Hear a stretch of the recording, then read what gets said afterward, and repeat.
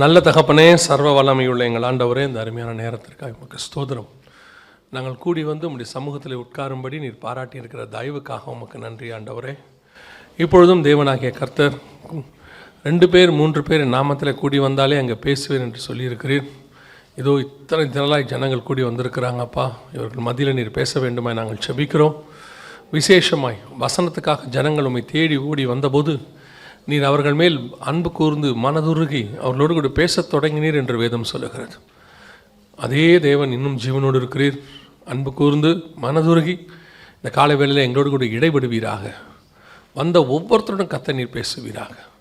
எங்கள் ஆண்டவர் இயேசு கிறிஸ்துவின் நாமத்தில் ஒப்பு கொடுத்து ஜெபிக்கிறோம், ஜீவனுள்ள நல்ல பிதாவே. அல்லேலூயா. அந்த வசனத்தை இன்னும் ஒரு விசை வாசிங்க பார்ப்போம். ஆபிரகாமுக்கு உண்டான ஆசீர்வாதம் கிறிஸ்து இயேசுவினால் புறஜாதிகளுக்கு வரும்படியாகவும் குறித்து சொல்லப்பட்ட வாக்குத்தத்தத்தை நாம் விசுவாசத்தினாலே பெறும்படியாகவும் இப்படி ஆயிற்று. இது ஒரு ஆசீர்வாதமான செய்தி. நீங்கள் நம்ப மாட்டீங்க, நான் ஆசீர்வாதமாக பேசுகிறேன்னா. இல்லை, உங்களுக்கு நம்பிக்கையே வராது தானே? கன்ஃபார்மாக ஆசீர்வாதமான செய்தி தான். வேதம் சொல்லுது, ஆபிரகாமுக்கு உண்டான ஆசீர்வாதம் புறஜாதியாராகிய நமக்கு வரும்படி, கிறிஸ்து இயேசு கிறிஸ்துவின் மூலமாக வரும்படிக்கு அப்படின்னு இருக்கு. பொதுவாக இந்த வசனத்தை நாம் எப்படி எடுத்துக்கொள்ளுகிறோம்? இந்த ஆசீர்வாதம் எல்லாம், ஆபிரகாமுக்கு உண்டான எல்லா ஆசீர்வாதமும் யாருக்கு வருகிறது, நமக்கு எப்படி வந்து சேருகிறது? முதல்ல இது எல்லாத்துக்கும் பேஸ் ஆசீர்வாதம்னா என்ன? இன்றைக்கி நமக்கு இருக்கிற பிரச்சனையே என்னென்னா, எது ஆசீர்வாதம்னு நமக்கு தெரியாது. நம்ம நம்முடைய தேவைகளை எல்லாம் ஆசீர்வாதமாக மாற்றியிருக்கிறோம். அந்த தேவைகள் கிடைக்கிறதுனால கர்த்தர் என்ன பண்ணிட்டார்? கொடுத்து என்னை ஆசீர்வதித்தார். அது ஆசீர்வாதம் தான், இல்லைன்னு சொல்லலை. ஆனால் வேதம் சொல்லக்கூடிய ஆசீர்வாதத்துக்கும் தேவைக்கும் டிஃப்ரென்ஸ் இருக்குது. இப்போ நம்ம உதாரணத்துக்கு சொல்கிறோம், ரொம்ப நாளாக ஒரு கார் இல்லாமல் இருந்தோம், கஷ்டப்பட்டுக்கிட்டு இருந்தோம். இப்போது ஃபேமிலியாக போகிறதுக்கு ஒரு கார் தேவைப்பட்டது, கார் கிடைத்தது. இதை நாம் ஆசீர்வாதம் என்று சொல்லுகிறோம். ஆனால் கார் என்பது நீடு, தேவை. அந்த தேவையை கொடுத்து கர்த்தர் நம்ம ஆசீர்வதிச்சிருக்கிறார். ஆனால் இந்த கார் ஒரு நாள் என்ன ஆகும்? கண்டிப்பாக ரிப்பேர் ஆகும். ஒரு நாள் இது பழசாகும். அன்றைக்கி வேறொன்று தேவைப்படும். அன்னைக்கு வர்றது அதுக்கான தேவை, நீடு. இதே மாதிரி தான் எல்லாமே இருக்குது. அது வீடாக இருக்கட்டும், அல்லது உறவுகளாக இருக்கட்டும், எதுவேனா இருக்கட்டும், எல்லாமே அந்தந்த காலகட்டத்துக்குரிய தேவை. நாம் இந்த தேவை தான் நம்முடைய நிரந்தர ஆசீர்வாதம் என்கிறதான முடிவுக்கு வந்துட்டோம்.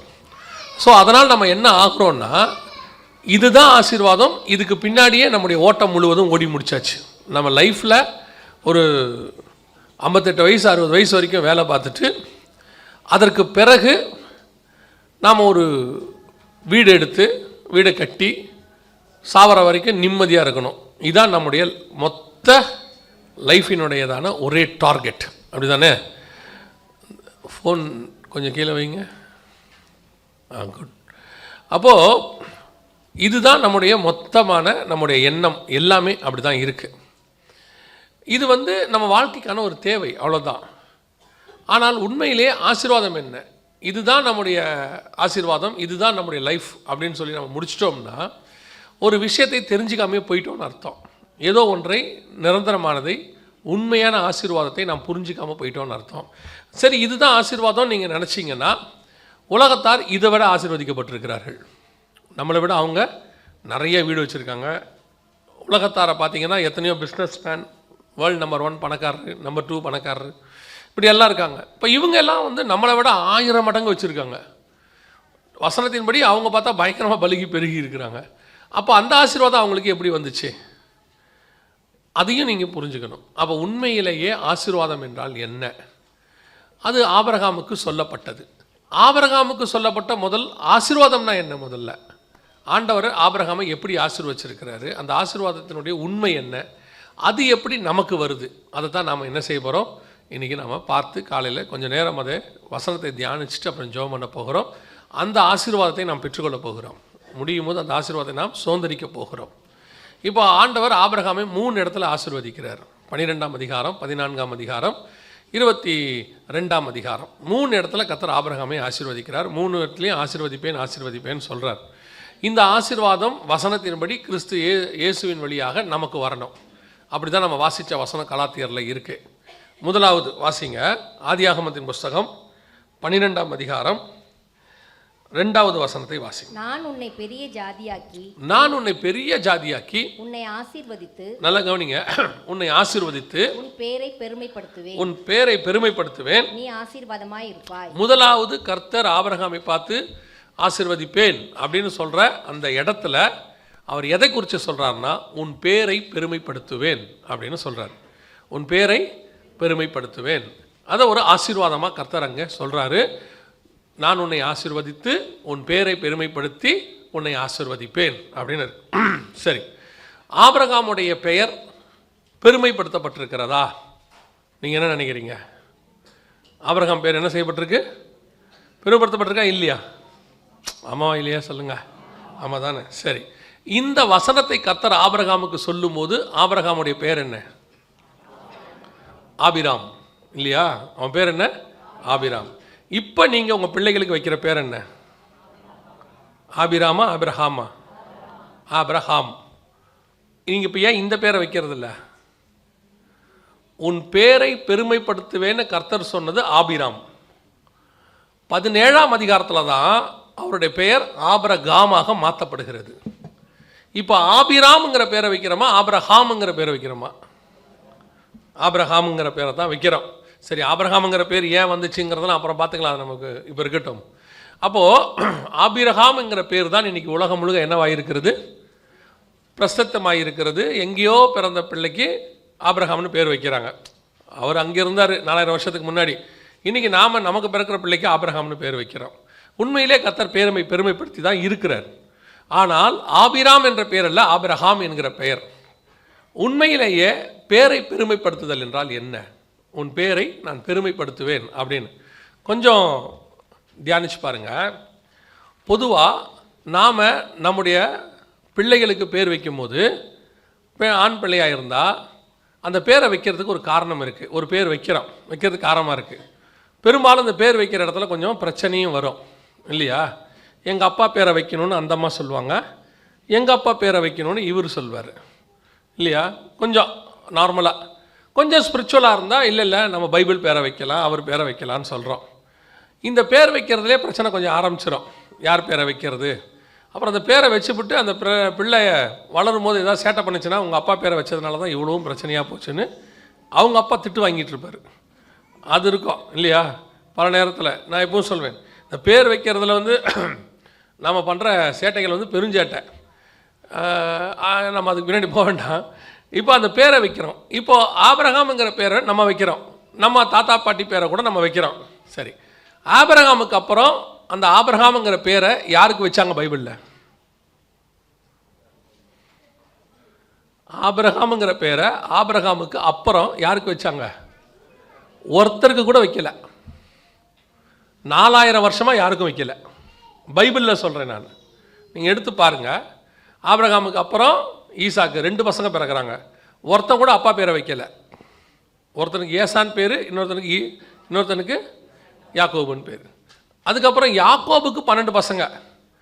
12 பசங்கள்லையும் ஒருத்தருக்கு கூட ஆபிரகாம் பேர் வைக்கல.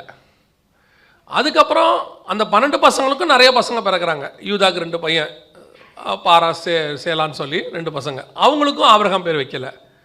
யோசேப்புக்கு 2 பசங்க, எப்ராயிம் மனாசே, அங்கேயும் ஆபிரகாம் பேர் வைக்கல. ஏன் ஆபிரகாம் பேர் அதுக்கப்புறம் யாருமே வைக்கல? நான் கேட்குறது புரியுதா? உன் பேரை பெருமைப்படுத்துவேன்னா அடுத்த ஜென்ரேஷனில் யாருக்காவது இருந்திருக்கணும்ல. இப்போ நீங்கள் மத்திய சுவிசேஷம் வாசிக்கிறீங்க 1ஆம் அதிகாரத்தில், கிட்டத்தட்ட 42 ஜென்ரேஷன் வாசிக்கிறீங்க. 48 ஜென்ரேஷனில் 42ல் ஆபிரகாமுக்கு அப்புறம் அந்த பேர் எந்த ஜென்ரேஷனில் யாருக்கு வந்திருக்கு? ஒருத்தர் கூட வரல. இடைப்பட்ட காலம்னு எடுத்துக்கிட்டிங்கன்னா 2000 வருஷம் அந்த ஜென்ரேஷன் காலம். 2000 வருஷத்தில் முக்கியமான யாருக்கும் என்ன பேர் வைக்கல? ஆபிரகாம் என்ற பேரை வைக்கல. பேரை பெருமைப்படுத்துவேன்னா என்ன அப்புறம்? உன் பேரை பெருமைப்படுத்துவேன் அப்படிங்கிறதுடைய அர்த்தம் என்ன? பல நேரங்களில் நாம் வசனத்தை அப்படியே நேரடியாக எடுத்துக்கொள்ளுகிறோம்.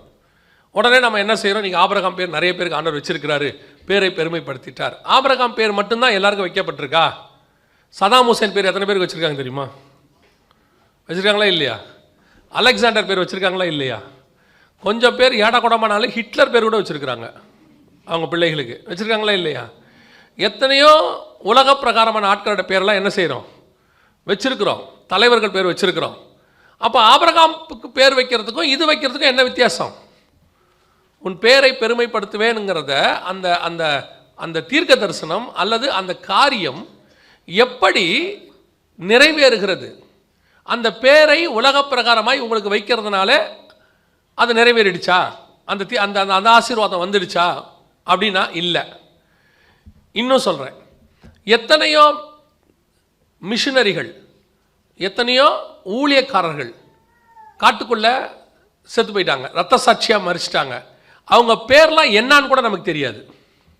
ஆமாம் தானே? எத்தனையோ பேர். அதனால் அவங்க பேர் பெருமைப்படாமல் போயிடுச்சா? கிடையாது. அவங்க பாருங்கள், யாருன்னு ஊர் பேர் தெரியாமல் செத்து போயிட்டார், அதனால் அவர் மோசமான மிஷினரியா? அப்படியும் கிடையாது. இப்போ எத்தனையோ பேரோட பேர் மறக்கப்பட்டு போயிடுச்சு.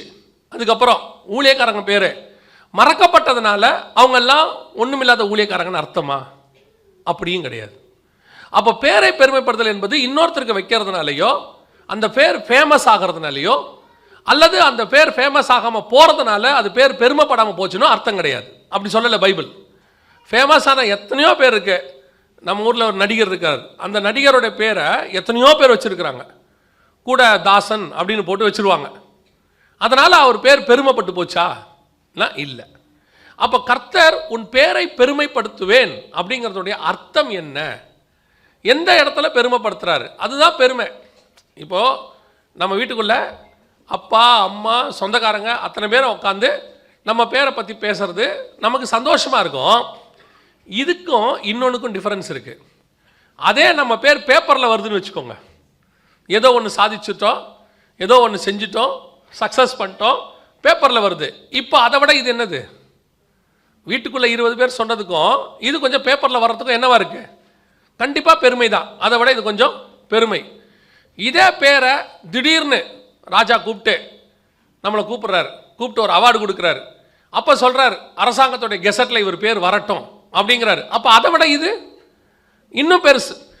அப்போ பேரை பெருமைப்படுத்துதல் என்பது மனுஷங்க மத்தியில் சொல்கிறதுலையோ அல்லது இங்கே உயர்த்தப்படுறதுலையோ, ஒரு இடத்துக்கு என் பேரை வைக்கிறதுலையோ பெருமைப்படுத்துதல் அல்ல.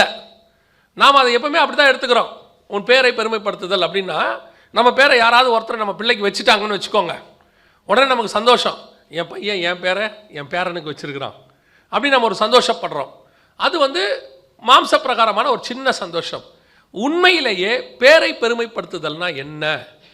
நீ ஆசீர்வாதமாய் இருப்பாய் அப்படின்னா என்ன அர்த்தம் அப்படின்னா, இந்த பூமியில் உங்கள் பேர் எதில் எழுதப்பட்டாலும் எங்கே போய் சொன்னாலும் அது நிரந்தரமானது கிடையாது. ஒரு நாள் அது அழிந்து போகும். எத்தனையோ கல்வெட்டுகள் காணாமல் போயிடுச்சு, எத்தனையோ ராஜாக்கள் எழுதின கோட்டைகள் அழிஞ்சு போச்சு, எத்தனையோ புத்தகங்கள் எழுதப்பட்ட புத்தகங்கள்லாம் இன்னைக்கு இல்லாமல் போயிடுச்சு, அவங்க பேரெல்லாம் அதோடு கூட மறைஞ்சு போயிடுச்சு.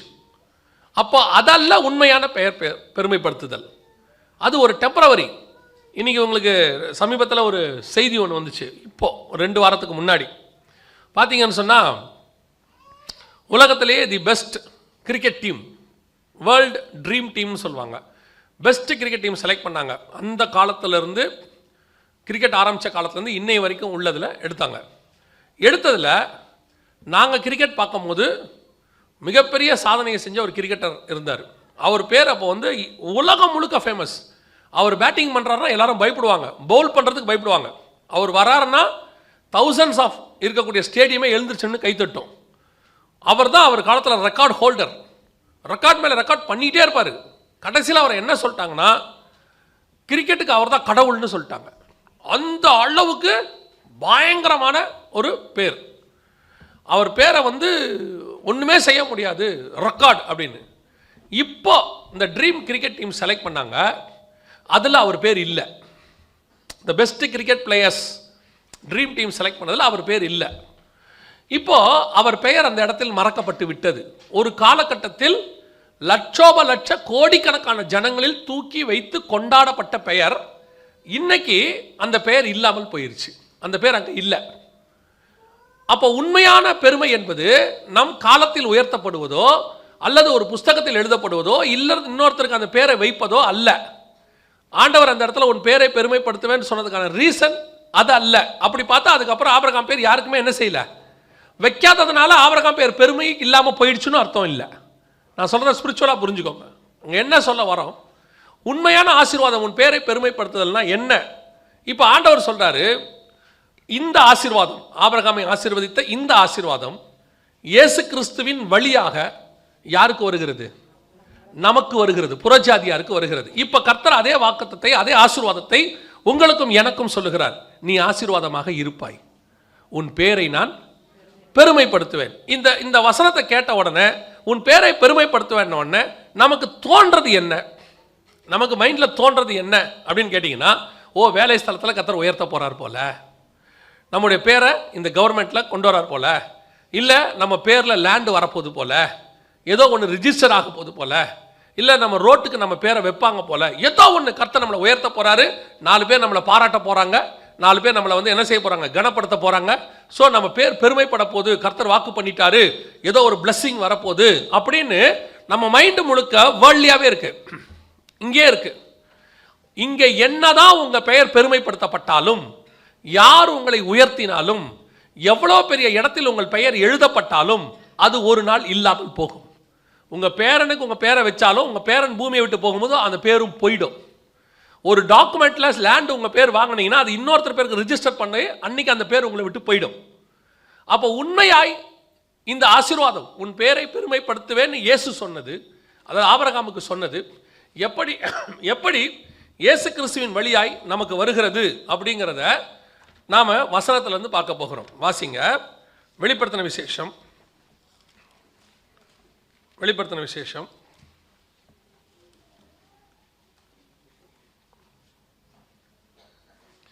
3ஆம் அதிகாரம் 5வது வசனம் வாசிங்க.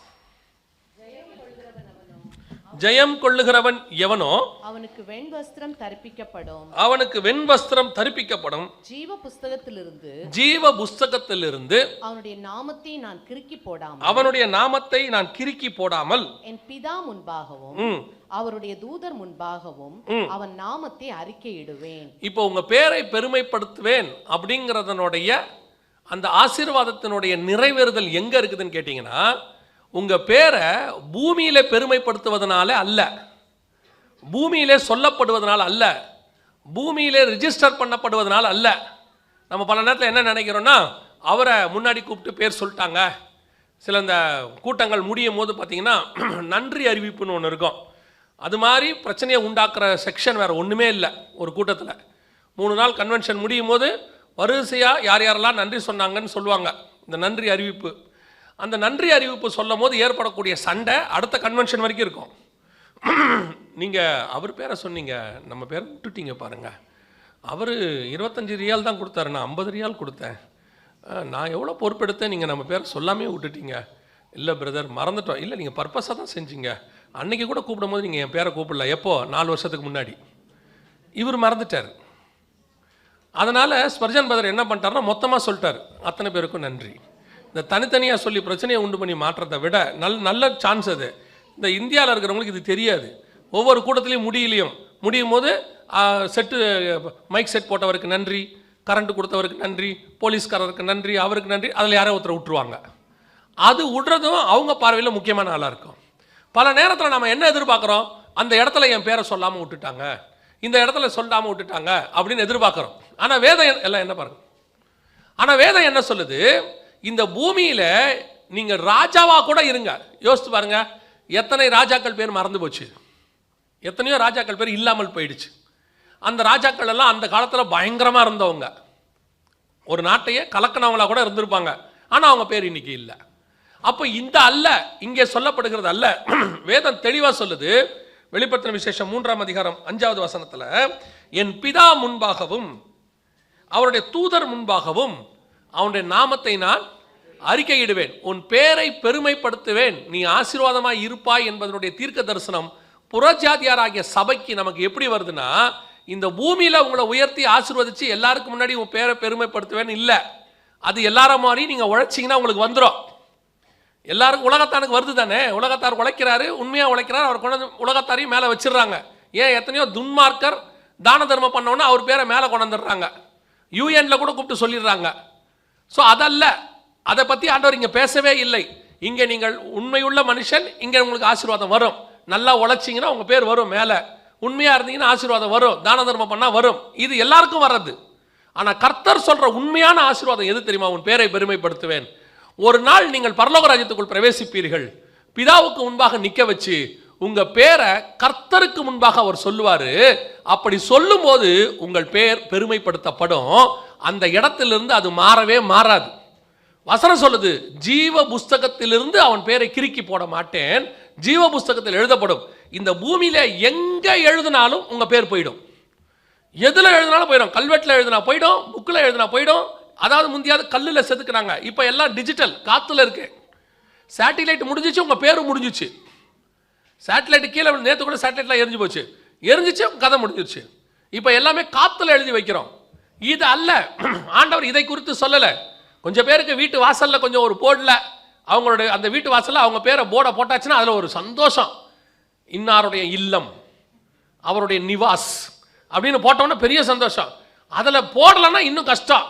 இவ்வளோ காசு நான் கொடுத்தேன், உங்கள் அம்மா பேரை போட்டிருக்கீங்க அப்படிம்பாங்க. இது அல்ல, அது ஒரு நாள் அழிந்து போகும். ஆண்டவர் சொல்றாரு, ஒரு நாள் உன் பெயரை நான் என்ன செய்வேன், பிதாவாகிய தேவனுக்கு முன்பாகவும் தூதருக்கு முன்பாகவும் அறிக்கையிடுவேன். எப்படி அறிக்கை விடுவேன்? ஜெயம் கொள்ளுகிறவன் எவனோ. இந்த உலகத்தை ஜெயித்து நீ மேலே வரும்போது அப்படியே கூப்பிட்டு பிதாவுக்கு முன்னாடி சொல்லுவாரு, இவன் எனக்காக இந்த பூமியிலே பாட அனுபவித்தவன், இவன் எனக்காக இந்த பூமியிலே உண்மையாய் வாழ்ந்தவன், எனக்காக வசனத்தை கரெக்டாக கை கொண்டவன். உலகத்தில் இருக்கிற எந்த ராஜாக்கு முன்னாடி சொன்னாலும் அவளை மேன்மை கிடையாது.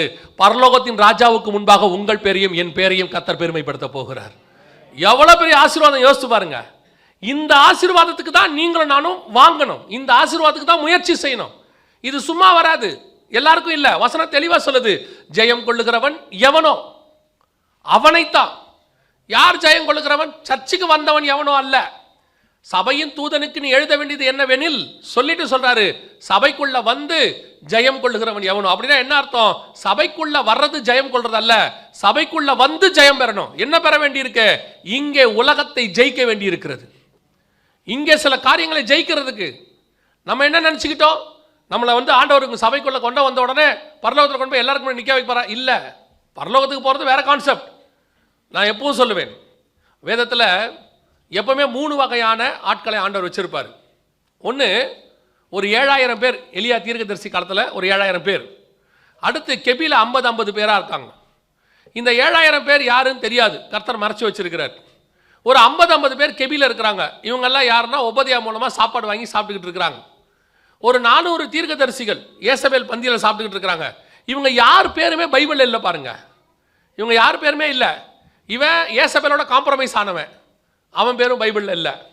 அவன் பயந்து போய் கெபியில் மறைஞ்சிக்கிட்டான், 50 பேர், அவன் பேரும் இல்லை. 7000 பேரை கர்த்தர் மறைச்சிட்டாரு, அவங்க பேரும் இல்லை. ஆனால் எவன் ஒருவன் கர்த்தருக்காக நல்ல போராட்டத்தை போராடி ஓடி சாகிற அளவுக்கு பாடுபட்டு கர்த்தருக்கு முன்பாக வந்து நிற்கிறானோ அந்த ஒரு தீர்க்கதரிசி பேர் தான் அங்கே இருக்கிறது, எலியா என்று சொல்லி. அவன் காலத்தில் வேற எந்த தீர்க்கதரிசி பேரும் அங்கே இல்லை. அத்தனை பேரோட பேரும் அங்கே கொடுக்கப்படலை. ஆனால் இவன் பேர் மட்டும் கொடுக்கப்பட்டிருக்கு. காரணம், அவன் ஜெயம் கொள்ளுகிறவன். ஜெயம் கொள்ளுகிறவனுக்கு தான் அது கிடைக்கும். இன்னைக்கு நாம எந்த பேருக்காக ஆசைப்பட்டுக்கிட்டு இருக்கிறோம்? ஸ்கூலில் ஒரு போர்டில் நம்ம பேரை வந்துட்டா சந்தோஷம் இல்லையா? பேப்பரில் என் பிள்ளை ஃபர்ஸ்ட் மார்க் எடுத்துருச்சுன்னு வந்தால் சந்தோஷம். நான் இல்லைன்னு சொல்ல, இதெல்லாம் டெம்பரவரி, இது அழிந்து போகும். நாளைக்கு நம்ம பிள்ளை விட இன்னொரு பிள்ளை மார்க் எடுத்துட்டா அந்த பிள்ளை பேர் வந்துட போகுது. இன்னைக்கு உலக அழகின்னு சொல்லி ஒருத்தருக்கு கிரீடத்தை வச்சுக்கிறாங்க. இந்த உலக அழகி எவ்வளோ நாள்? 1 வருஷத்துக்கு. அடுத்த வருஷம் இந்த அம்மா இல்லை, இன்னொரு அழகி உலக அழகியாக மாறிடுது. அவ்வளோதான், டெம்பரவரி. எல்லா அந்த உலகத்தில் பெருமைப்படுத்தப்படுகிற எல்லாமே டெம்பரவரி, ஒரு நாள் போயிடும்.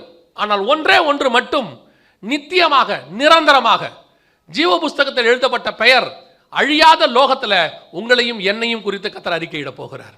அந்த ஆசீர்வாதத்தை பெறத்துக்கு தான் ஓடணும். நாம எதுக்கு ஓடிட்டு இருக்கிறோம்? மேனேஜர்கிட்ட நல்ல பேர் வாங்குறதுக்கு ஓடிட்டு இருக்கிறோம். நீங்க உண்மையா வேலை செய்யுங்க, நல்ல பேர் தானா வரும்.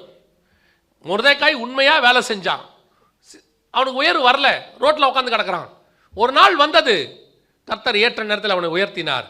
ஆகாருடைய இடத்துக்கு அவனை கொண்டு வந்து உட்கார வச்சாங்க, அவன் பெயர் உயர்த்தப்பட்டது. அதெல்லாம் உலக பிரகாரமாக ராஜா மறப்பார், திருப்பி ஆசீர்வதிப்பார், அதெல்லாம் நடக்கும். ஆனால் உண்மையான ஆசீர்வாதம் என்பது உங்கள் பெயர் தேவனுக்கு முன்பாக சொல்லப்படுவது. எப்படி இருக்கும் பாருங்க, ஆசீர்வாதம் எப்படி இருக்கும் பாருங்க. கவனிங்க, ஒரு நாள் திடீர்னு பிசாசு வந்து ஆண்டவருக்கு முன்னாடி நிற்கிறான். பைபிளில் எங்கேருந்து வரேன், பூமியெல்லாம் சுற்றிட்டு வரேன் அப்படிங்கிறான். இவரே கேட்குறாரு. இப்போ யோசிச்சு பாருங்களேன், இப்போது தேவன் பேசுகிறாருன்னா பரலோகம் எப்படி இருக்கும்? தேவன் எப்படி இருக்கும்? ஃபுல், நம்ம சொல்லல, பின் ட்ராப் சைலண்ட். ஏன்னா ஒரு ராஜா பேசுகிறாருன்னா அத்தனை பேர் எப்படி ஆகிடுவாங்க? அமைதியாக கேட்பாங்க. அதே மாதிரி பரலோகத்தில் தேவன் பேசுகிறாருன்னா எப்படி இருக்கும்? பின் ட்ராப் சைலண்ட். இருக்கிறவங்க எத்தனை பேர் அப்படின்னு கேட்டிங்கன்னா கோடான கோடி தூதர்கள் அத்தனை பேரும் நின்று அட்டென்ஷனாக அப்படி பார்த்துட்டே நிற்கிறாங்க. கர்த்தர் கேட்குறாரு, யோபுவின் மேல் கண் வைத்தாயோ? நான் சொல்கிறது ஒரு இமேஜினேஷன், இப்போ சொல்ல போகிறது. இது நடந்தது, பைபிளில் இருக்குது. இப்போ நம்ம தூதராக இருக்கிறோம், நான் தூதராக இருக்கிறேன்னு வச்சுக்கோங்க. என்னடா யாரோ யோபுன்னு ஒருத்தனை சொல்கிறாரு, யாரா அது யோபு அப்படின்னு இப்படி கீழே எட்டி பார்த்தா யோபு இருப்பார். யோபுவின் மேல் கண் வைத்தாயோ? இப்போ யோபுக்கு பேசுகிறாங்க, ஒரு தடவைக்கு 2 தடவை பேசுகிறாங்க யோபுவை பற்றி பரலோகத்தில். இப்போ தூதர்கள்லாம் பார்க்குறாங்க, யோபுக்கு உபத்திரம் வருது, எல்லா போராட்டத்துலேயும் சக்ஸஸ் ஆகிறாரு, சக்ஸஸ் பண்ணி முடிச்சிட்டாரு. ஒரு நாள் யோபு பரலோகத்துக்குள்ளே நுழையிறார். அப்படி நுழையும் போது டோட்டல் பரலோகமும் யோபு எப்படி பார்க்கும்? கோடான கோடி தூதர்கள் அத்தனை பேர் எப்படி பார்ப்பாங்க? டேய், இவனை தாண்ட ஆண்டவர் சொன்னார், அவன் உடம்பு முழுக்க பரு, அடையாளம், தழும்பு, மர்மம் ஆயிடுவான், அது வேற விஷயம். நான் சொல்கிறது ஒரு கற்பனை. அப்படியே போனான், உடம்பு முழுக்க பரு, அடையாளம், அப்படியே கிடக்கான். ஆனால் இப்போது பரலோகத்தில் நுழையிறான். 2 பக்கமும் தூதர்கள் கோடா கோடியாக நின்று அப்படியே பின்ட்ராப்பில் பார்த்துட்டு இருப்பாங்க. யோபு உள்ளே வரான். ஆண்டவர் சொல்வார், வா யோபு, உனக்காக வைக்கப்பட்ட ஆசீர்வாதத்தில் சுதந்திரி, ஜெயம் கொள்ளுகிறவன் எவனோ. இப்போ டோட்டல் பரலோகமும் யோபு எப்படி பார்க்கும் பாருங்க. அப்படியே வச்ச கண்ணு வாங்காம, இவனை தாண்டா ஒரு நாள் ஆண்டவர் சொன்னார், இவன் தான் உண்மையும் உத்தமம் உள்ளவன் சொன்னார், சன்மார்க்கன் சொன்னார். அந்த யோபு வரான் பாருங்க. இதுதான் உண்மையிலேயே பேரை பெருமைப்படுத்துதல். இந்த ஆசீர்வாதத்தான் நீங்களும் நானும் சுதந்திரிக்கணும். இங்கே இருக்கிறவன் நல்லவன் சொன்னா என்ன, கெட்டவன் சொன்னா என்ன? கொஞ்ச நாள் அவன் நல்லவன்பா, அவனே கொஞ்ச நாளில் கெட்டவன்பா. ஒரு நாள் தூக்கி வச்சு ஆடுவான், இன்னொரு நாள் கீழே தூக்கி போடுவான். நீங்கள் கொடுத்தா உங்கள் பேரை பெருசாக போடுவான், உங்களை கொடுக்காட்டி உங்களை மறந்து போவான். ஏன் நீங்கள் கொடுத்தும் கெட்ட பேர் வாங்குவீங்க. நம்மளை இந்த உலகத்தான் என்ன சொல்கிறாங்கிறதே முக்கியமே கிடையாது. இவங்ககிட்ட நல்ல பேர் வாங்கி பிரோஜனமும் கிடையாது. நம்ம சாட்சியாக பரலோகம் பார்த்துக்கோ. இந்த உலகத்தில் நம்ம யாருக்கிட்ட பேர் பெருமைப்படுத்த பண்ணணும் தெரியுமா? அப்படி பரலோகத்தில் நுழையும் போது ஆண்டவர் நம்மளை பார்த்து சொல்லணும், உண்மையும் உத்தமம் உள்ள ஊழியனே, எஜமானுடைய சந்தோஷத்துக்குள் பிரவேசி. அந்த பேரை சொல்லி கர்த்தர் அப்படி கூப்பிடும்போது டோட்டல் பரலோகம் இருக்கும் பாருங்க. அதனால தான் வசனம் சொல்லுது, ஆட்டுக்குட்டியானவர் தாமே அவர்கள் கண்ணீர் யாவையும் துடைப்பார். ஏன் தெரியுமா? இந்த கணத்துக்கு தானே ஆண்டவரே எனக்கு இவ்வளோ பிரச்சனை, இங்கே இவ்வளோ பெரிய கணம் கிடைக்கும்னு நினச்சிருந்தா அது எனக்கு ஒரு பிரச்சனையே இல்லை. நான் கீழப்பட்ட பாடுகள் ஒரு பாடே கிடையாது. காரணம், கோடான கோடி தூதர்களுக்கு முன்பாக, பரிசுத்தவான்களுக்கு முன்பாக என் பேரை சொல்லி கூப்பிடுறீங்களே, எவ்வளோ பெரிய ஆசீர்வாதம். அந்த ஆசீர்வாதம் தான் உங்களுக்கு எனக்கும் வேணும். யார் நம்மளை புகழ்ந்தா என்ன, புகழாட்டி என்ன, யார் நம்மளை மறந்தா என்ன, நினச்சா என்ன, விட்டு தள்ளுங்க, கவலையே படாதீங்க. இவர்கள் யாரும் நம்மளை பரலோகத்தில் ஆசீர்வதிக்க போகிறவர்கள் அல்ல. சாரல் நவரஜம்மா ஒரு பாட்டு சொல்லுவாங்க, அழகாக இருக்கும், எனக்கு ரொம்ப பிடிக்கும். அவங்க சொல்லுவாங்க, கொஞ்ச காலம் இயேசுவுக்காகன்னு ஒரு பாட்டு இருக்குது. அதில் வீணை நாதம் தொனித்திடும் நேரம், அந்த அம்மாவுடைய வாஞ்சை அது. அந்த அம்மா விருப்பப்பட்டு கடைசி ஸ்டான்ஸாக பாடுறாங்க. வீணை நாதம் தொனித்திடும் நேரம் வரவேற்பு அளிக்கப்படும். அந்த அம்மா உள்ள நுழையும் போது வரவேற்பு அளிக்கப்படும். என்னை பேர் சொல்லி இயேசு கூப்பிடுவார், எனக்கு ஆனந்தம் பொங்கிடுமே. அந்த அம்மா வேற ஒன்றையுமே கேட்கல. நான் உள்ளே போகும்போது பேர் சொல்லி கூப்பிட்றாரு பாருங்க, அந்த ஒரு ஆசீர்வாதம் எனக்கு போதுன்றாங்க அந்த அம்மா. இதுதான் உண்மையிலேயே உங்கள் பேரை பெருமைப்படுத்துதல். பல நேரத்தில் நீங்கள் மூத்த சகோதரனாக இருப்பீங்க, எல்லா வேலையும் வீட்டில் செஞ்சுருப்பீங்க. ஒரு நாள் அத்தனை பேரும் மறந்துடுவான், நீங்கள் செஞ்சதெல்லாம் மறந்து போயிடும். ஆனால் பைபிள் சொல்லுது, நாம் ஆண்டவருக்கு செய்கிற சின்ன விஷயம் கூட ஜீவ புஸ்தகத்தில் எழுதப்பட்டிருக்கும். உள்ளே போகும்போது சொல்லுவார், அப்பா இவன் தான்ப்பா பூமியில் நமக்காக அவ்வளோ கஷ்டம் சகிச்சான், அவ்வளோ திட்டு வாங்கினான், அவ்வளோ பாடு அனுபவிச்சான், நமக்காக எவ்வளோ காரியங்களை ஓடி ஓடி செஞ்சான், இருக்கிற கொஞ்சம் காசில் கூட நமக்கு ஊழியத்தை போட்டு பண்ணாம்பா. ஆண்டவர் சொல்வார், உண்மையும் உத்தமும் உள்ளவனே. எவ்வளோ பெரிய ஆசீர்வாதம்! இந்த ஆசீர்வாதத்தை தான் வேதம் சொல்லுது, உன் பேரை பெருமைப்படுத்துவேன். எங்கே பெருமைப்படுத்துவேன்?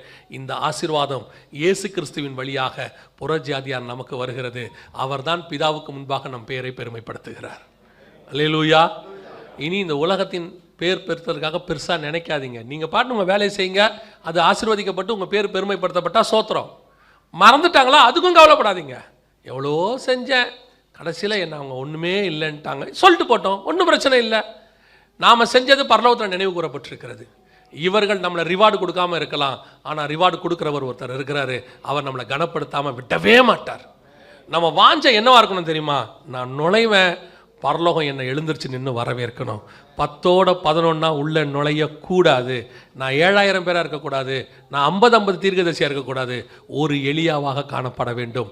உள்ளே நுழையும் போது கர்த்தர் அந்த வாஞ்ச, அதுதான் இது. இந்த ஆசை தப்பே கிடையாது, இது மேன்மையானது. கீழானவைகள் அல்ல, மேலானவைகளே நாடுங்கள். முதலாவது ஆசீர்வாதம் வேதம் சொல்லுது, கர்த்தர் எல்லாருக்கும் முன்பாக, தேவனுக்கு முன்பாக நம்முடைய பேரை பெருமைப்படுத்துவார். அறிக்கை இடுவாராம், இந்த பேருடைய இந்த ஆள் இன்னார், இவன் வர்றான், இவன் இவ்வளோ செஞ்சுருக்கிறான்ப்பா, எவ்வளோ கஷ்டத்துக்கு நடுவில் நமக்கு உண்மையாக இருந்திருக்கிறான்ப்பா, இல்லாமையில் உண்மையாக இருந்திருக்கிறான், ஆத்துமாக்களுக்காக ஓடி இருக்கிறான், அழுதுருக்கிறான், ஜெபிச்சிருக்கிறான், கொடுத்துருக்கிறான், எத்தனையோ தவறு செய்ய வேண்டிய நேரத்தில் தவறு செய்யாமல் வைராக்கியமாக வாழ்ந்திருக்கிறான் இவன் அப்படின்னு உடனே டோட்டல் பரலோகமும் பார்க்கும். ஏன் தெரியுமா? தூதர்கள் கூட அனுபவிக்காத அந்த பாடுகளை நீங்களும் நானும் அனுபவிச்சுட்டு மேலே போகிறோம். கர்த்தர் அப்படி ஆசீர்வதிக்க போகிறார். அல்லேலூயா. எத்தனை பேர் உண்மையிலே இந்த ஆசீர்வாதம் வேணும்னு விரும்புகிறீங்க? ஆமென். நிறைய பேருக்கு இங்கே தான் விரும்புவாங்க, இங்கே தான் இருக்கணும், இருந்துட்டு போங்க. ஆனால் என்னுடைய வாஞ்சை நான் சொல்கிறேன், என் பேரை யார் சொன்னாலும் என்ன, சொல்லாட்டா என்ன, திட்டினா என்ன, திட்டாட்ட போனா என்ன. சிலர்லாம் யூடியூப்பில் போட்டு திட்டுவாங்க நம்மளை பற்றி. முந்தியெல்லாம் ரொம்ப கவலைப்பட்டுக்கிட்டே இருந்தேன், என்னடா இப்படி திட்டுறாங்களேன்ட்டு. அப்போ ஆண்டவர் சொன்னார், அவன் பாட்டு திட்டிட்டு போகிறான், நீ ஏன் கவலைப்படுற, என்ன திட்டாதே அவனை திட்டுறாங்க அப்படின்னாரு. திட்டு தானே, வாங்கிட்டு போ, என்ன இப்போ நீ குறைஞ்சிட்ட, அதனால என்ன குறைஞ்சிட்ட? அவங்க திட்டினாலும் சரி, திட்டா விட்டாலும் சரி, புகழ்ந்தாலும் சரி, புகழா விட்டாலும் சரி, we don't care about the things. நம்முடைய ஒரே நோக்கம், டெஸ்டினேஷன், எனக்கு ஒன்று நியமிக்கப்பட்டிருக்கிறது. ஒரு நாள் என் ஆண்டவர் என் பெயரை பரலோகத்திலே சொல்லுவார். அந்த பரலோகம் முழுக்க அது துணிக்கும், இடி முழக்கத்தை போல பரலோகம் முழுக்க கேட்கும் நம்ம பேர். அதுதான் உண்மையான ஆசீர்வாதம். அல்லேலூயா. இது நம் வாஞ்சையாக மாறிடணும், ஆண்டவர்கிட்ட ஜபமாக மாறிடணும். ஆண்டவரே, அதுதான் சாரண ஒரு ஜபம் பாடினாங்க, ஜபமாக. ஒரு நாள் வரும், நான் பறந்து புறா போல் வருவேன், அன்னைக்கு வரவேற்பு கொடுப்பாங்க, என் பேர் சொல்லி கர்த்தர் கூப்பிடுவார். அல்லேலூயா. ரெண்டாவது, ஆபிரகாம் கொடுக்கப்பட்ட ரெண்டாவது ஆசீர்வாதம் என்ன? வாசிங்க. ஆதியாகமத்தின் புஸ்தகம் 14ஆம் அதிகாரம் 18வது வசனத்தை வாசிங்க. உன்னதமான தேவனுடைய ஆசாரியனாய் இருந்த சாலேமின் ராஜாவாகிய மெல்கிசேதேக்கு அப்பமும் திராட்சரசமும் கொண்டு வந்து அவனை ஆசீர்வதித்து, வானத்தையும் பூமியையும் உடையவராகிய உன்னதமான தேவனுடைய ஆசீர்வாதம் ஆபிரகாமுக்கு உண்டாவதாக. இப்ப ரெண்டாவது ஒரு ஆசீர்வாதம், உன்னதமான தேவனுடைய ஊழியக்காரனாய் இருந்த மெல்கிசேதேக்கு அப்பத்தையும் ரசத்தையும் கொண்டு வந்து அவனை ஆசீர்வதித்து. ரெண்டாவது ஆசீர்வாதம் என்னது? ஆபிரகாமை பார்த்து கர்த்தருக்கு சொன்னது, அப்பத்தையும் ரசத்தையும் கொடுத்து ஆசீர்வதித்தார். அந்த தலைப்பு வசனத்தை மறந்துடக்கூடாது. தலைப்பு வசனம் என்ன? தலைப்பு வசனம் என்ன?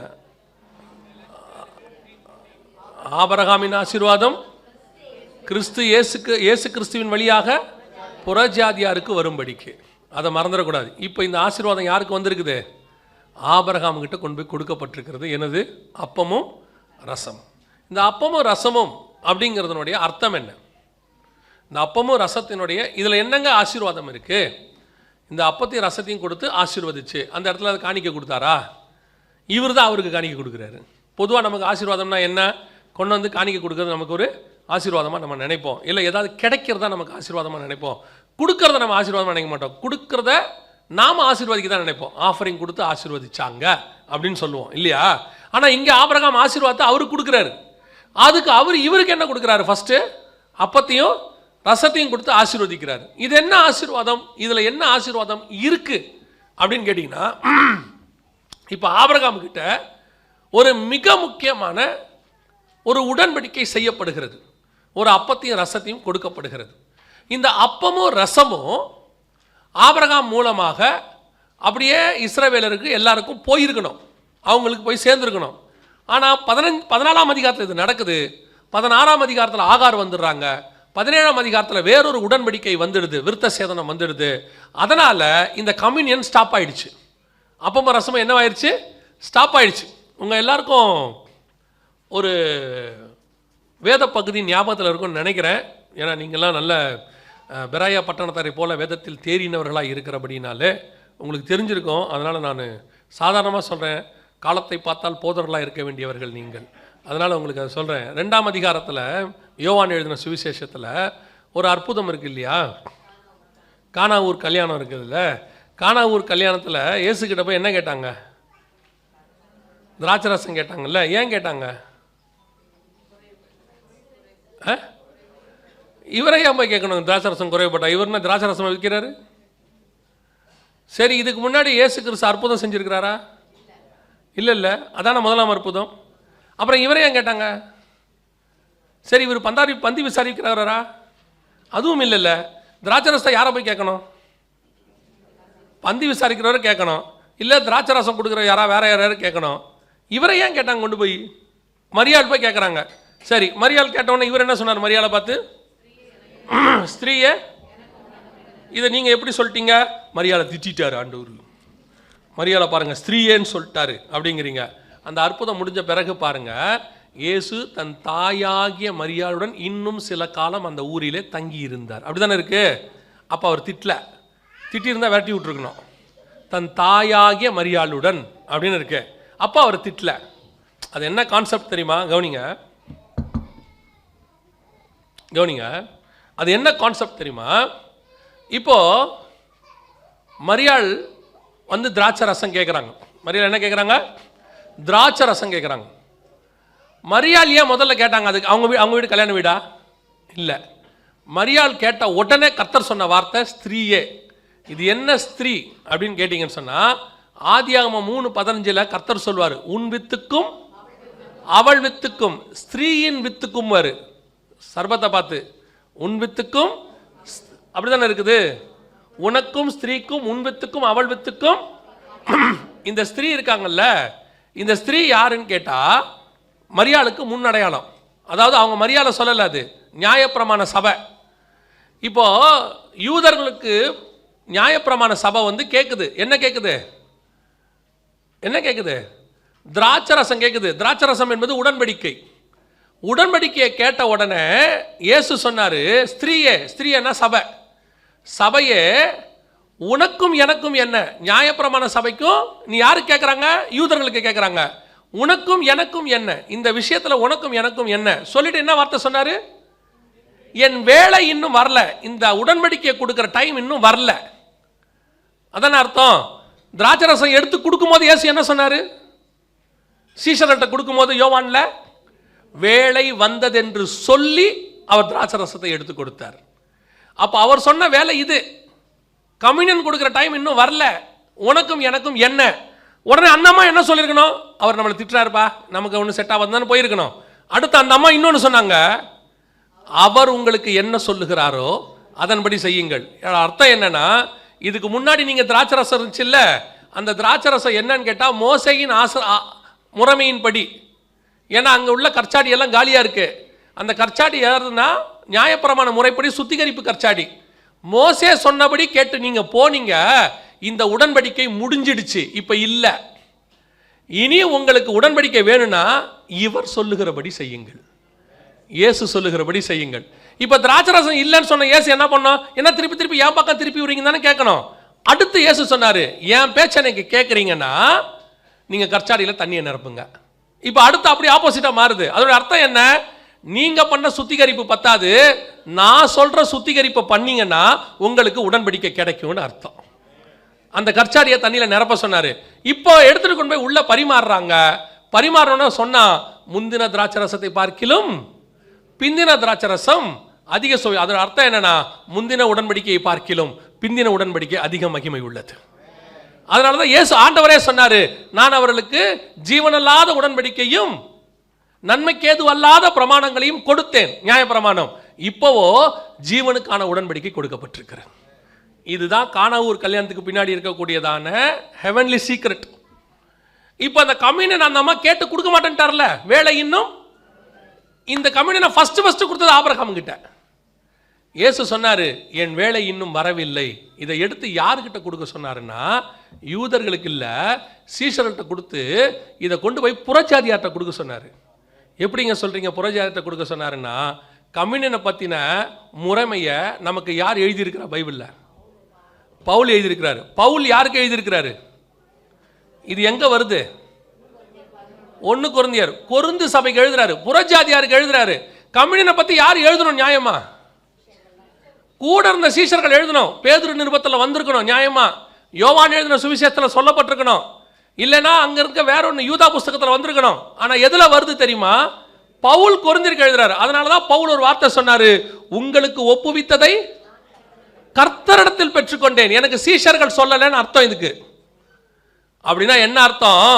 இந்த உடன்படிக்கை, ஆபிரகாமுக்கு கொடுக்கப்பட்ட இந்த உடன்படிக்கை, இது இஸ்ரவேலர்களுக்கு உரியது அல்ல. அவங்களுக்கு விருத்தசேதன உடன்படிக்கை இருக்கு. இயேசு வந்து இயேசு கிறிஸ்துவின் வழியாக இது புறஜாதியாருக்கு கொடுக்கப்படுகிறதான உடன்படிக்கை. அந்த ஆசீர்வாதத்தை தான் கர்த்தர் உங்களுக்கு எனக்கு கொடுத்து வச்சிருக்கிறார். ஆனா இந்த கம்யூனியன் என்பது எப்படி ஆசீர்வாதம்? அதான் ரொம்ப முக்கியம்.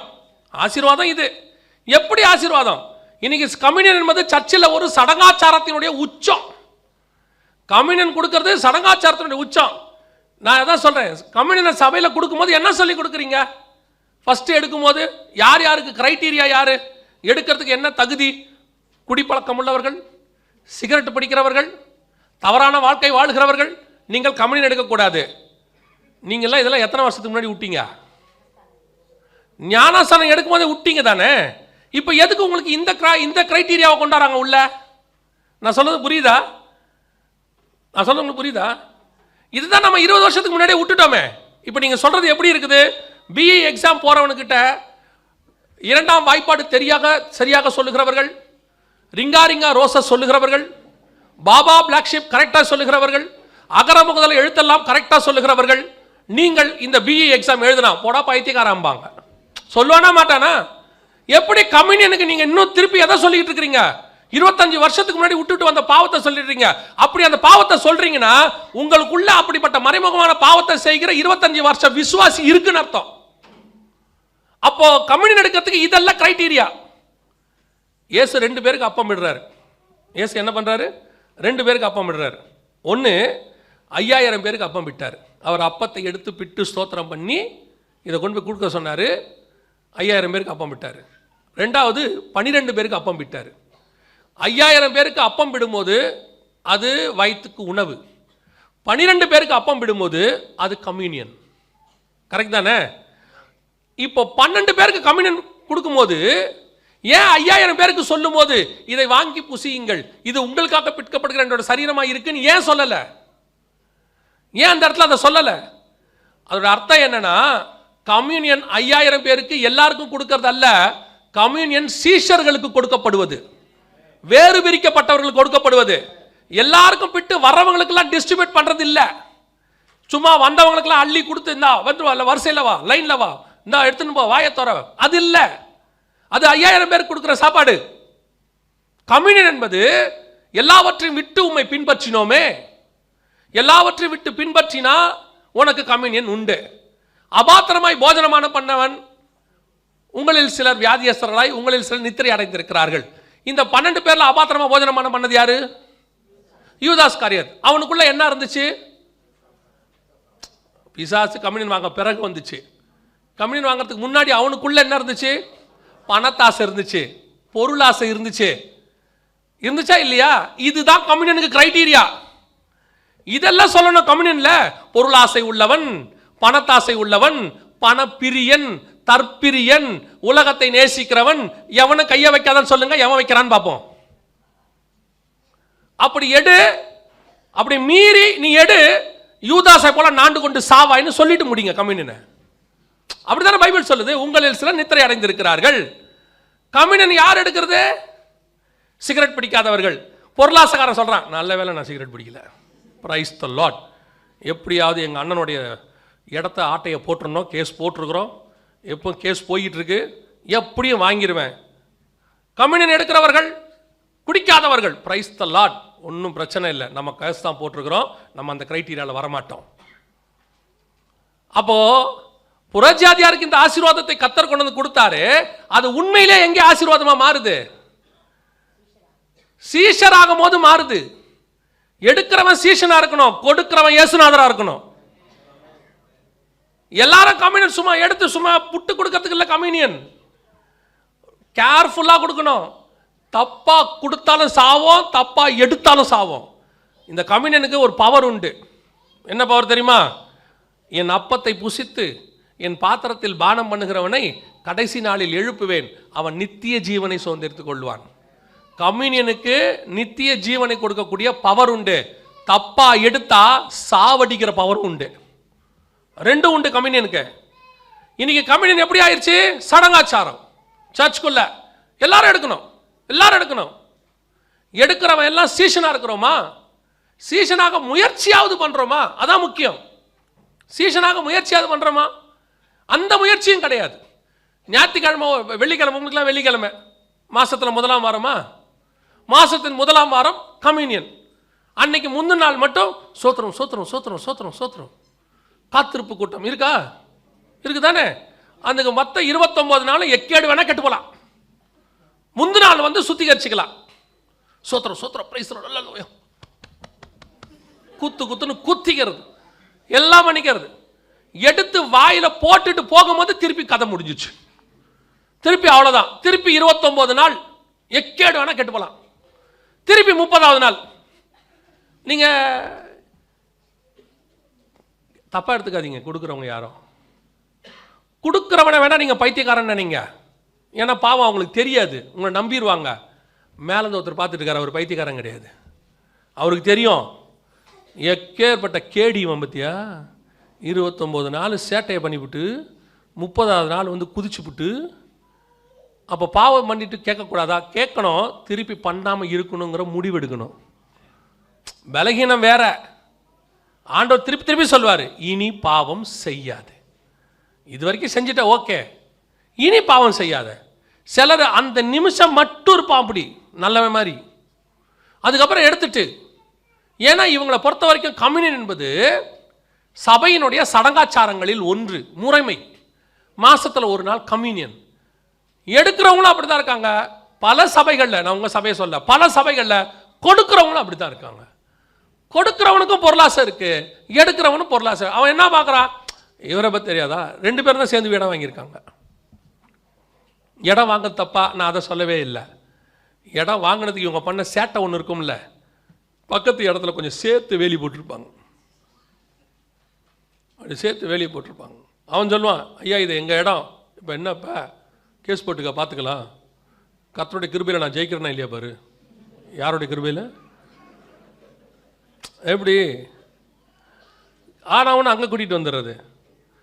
ஆண்டவர் சொன்னார், உன்னை அங்கேயே கேட்டால் மேல் வஸ்திரத்தையும் விட்டு கொடுன்னு. இவன் அவனுடைய மேல் வஸ்திரத்தையும் உருவிட்டு வந்துடுறான். தப்பாக புரிஞ்சுக்கிறான் அவன் வசனத்தை.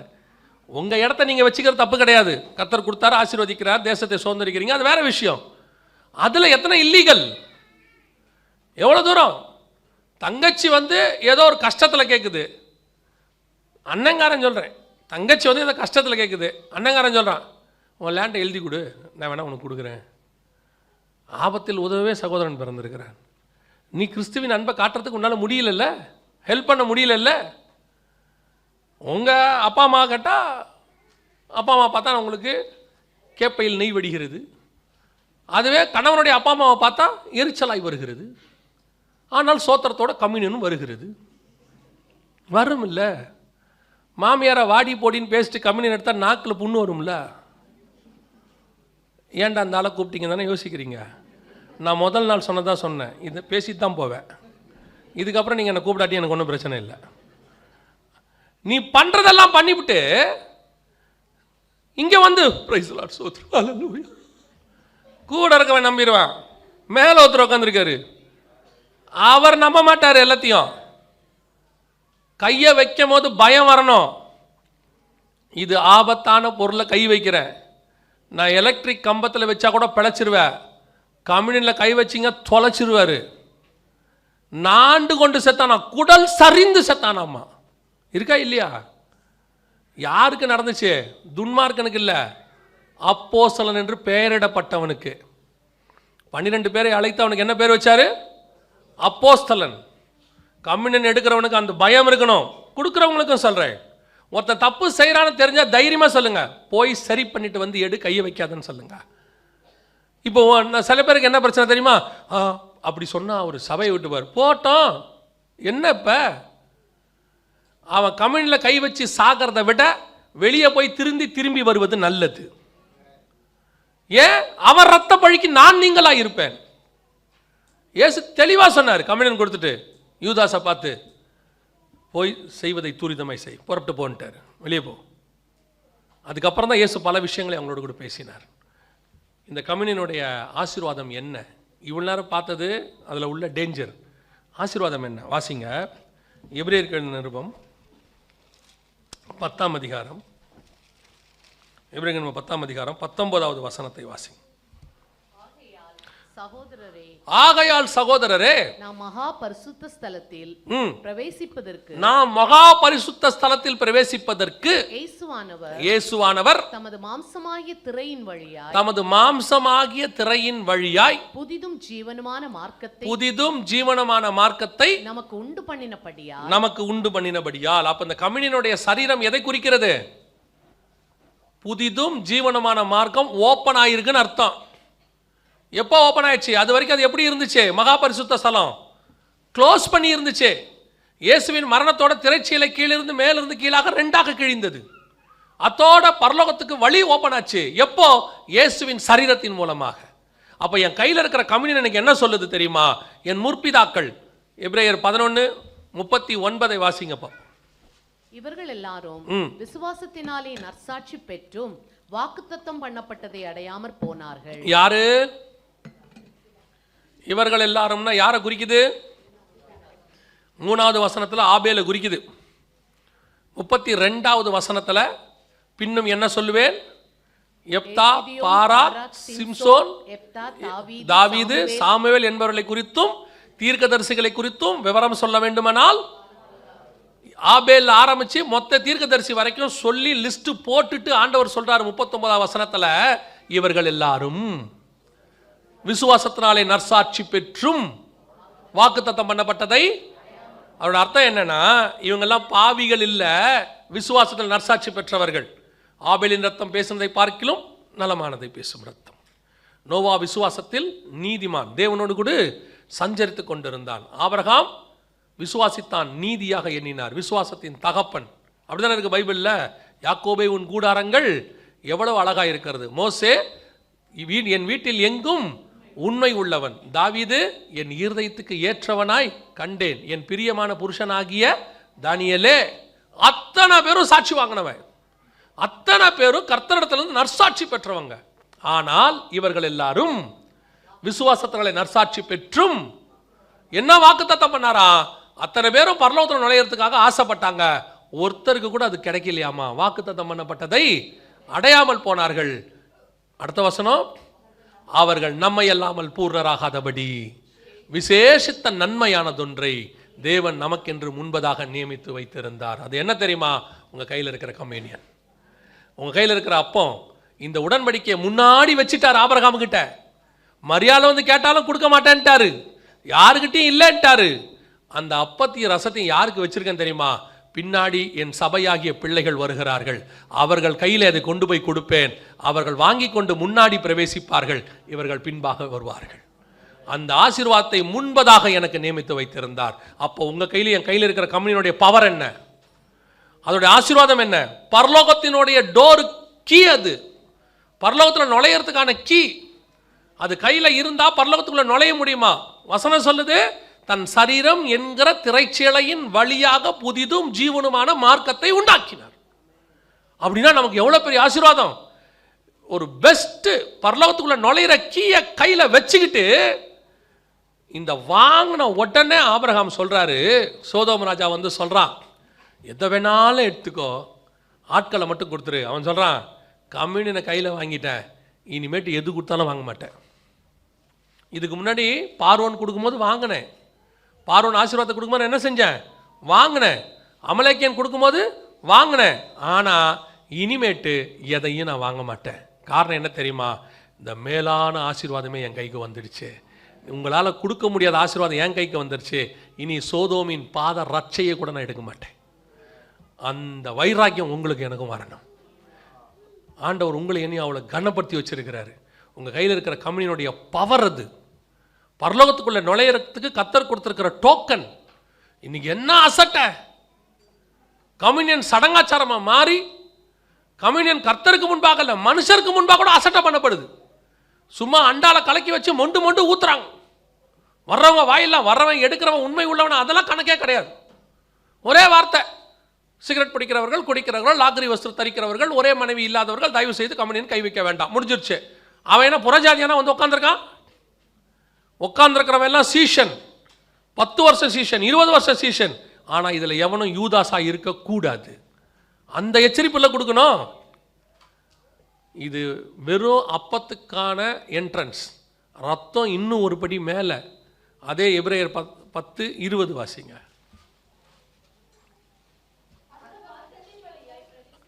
அந்த மார்க்கத்தின் வழியா எது, பரலோகத்துக்கு பிரவேசிப்பதற்கு அவருடைய ரத்தத்தினாலே என்ன உண்டாகுது? என்னங்க பெரிய தைரியம்? பரலோகத்துக்குள்ள நுழையிறன்றது சும்மா சாதாரணமான விஷயம் இல்லை. வெறும் பரிசுத்த நகரம். அந்த பரிசுத்த நகரத்துக்குள்ள நுழையிறேன். அங்கே உட்காந்துருக்கிறவர் யாருன்னு கேட்டிங்கன்னா, ஒருவரும் சேரக்கூடாத ஒளியிலே வாசம் பண்ணக்கூடியவர். அவரை கண்டவன் ஒருவனும் உயிரோடு கூடி இருந்ததில்லை. அவர் எரிச்சல் உள்ள தேவன், அவர் அக்கினி மயமானவர். கிட்ட போகிறதுக்கு எனக்கு எந்த தகுதியுமே கிடையாது. நான் கிட்ட போனால் என் சுபாவத்துக்கு நான் எரிஞ்சு போகணும், நான் அழிஞ்சு போகணும். என் கையில் இந்த கம்யூனியனை கொடுத்துருக்கிறாரு, அதில் ஒன்று ரத்தம். இந்த ரத்தம் என்ன சொல்ல தெரியுமா, அவர் உங்கள் அப்பாப்பா, தைரியமாக கிட்டப்போ, நீ அழிவுக்கு நேரவானா இருந்தாலும் கூட இந்த ரத்தம் உனக்காக அங்கே பறிஞ்சு பேசிக்கிட்டே இருக்க. இதை கிட்ட போனினா அது உன்னை ஒன்றுமே செய்யாது, தைரியமாக போங்கிறார்.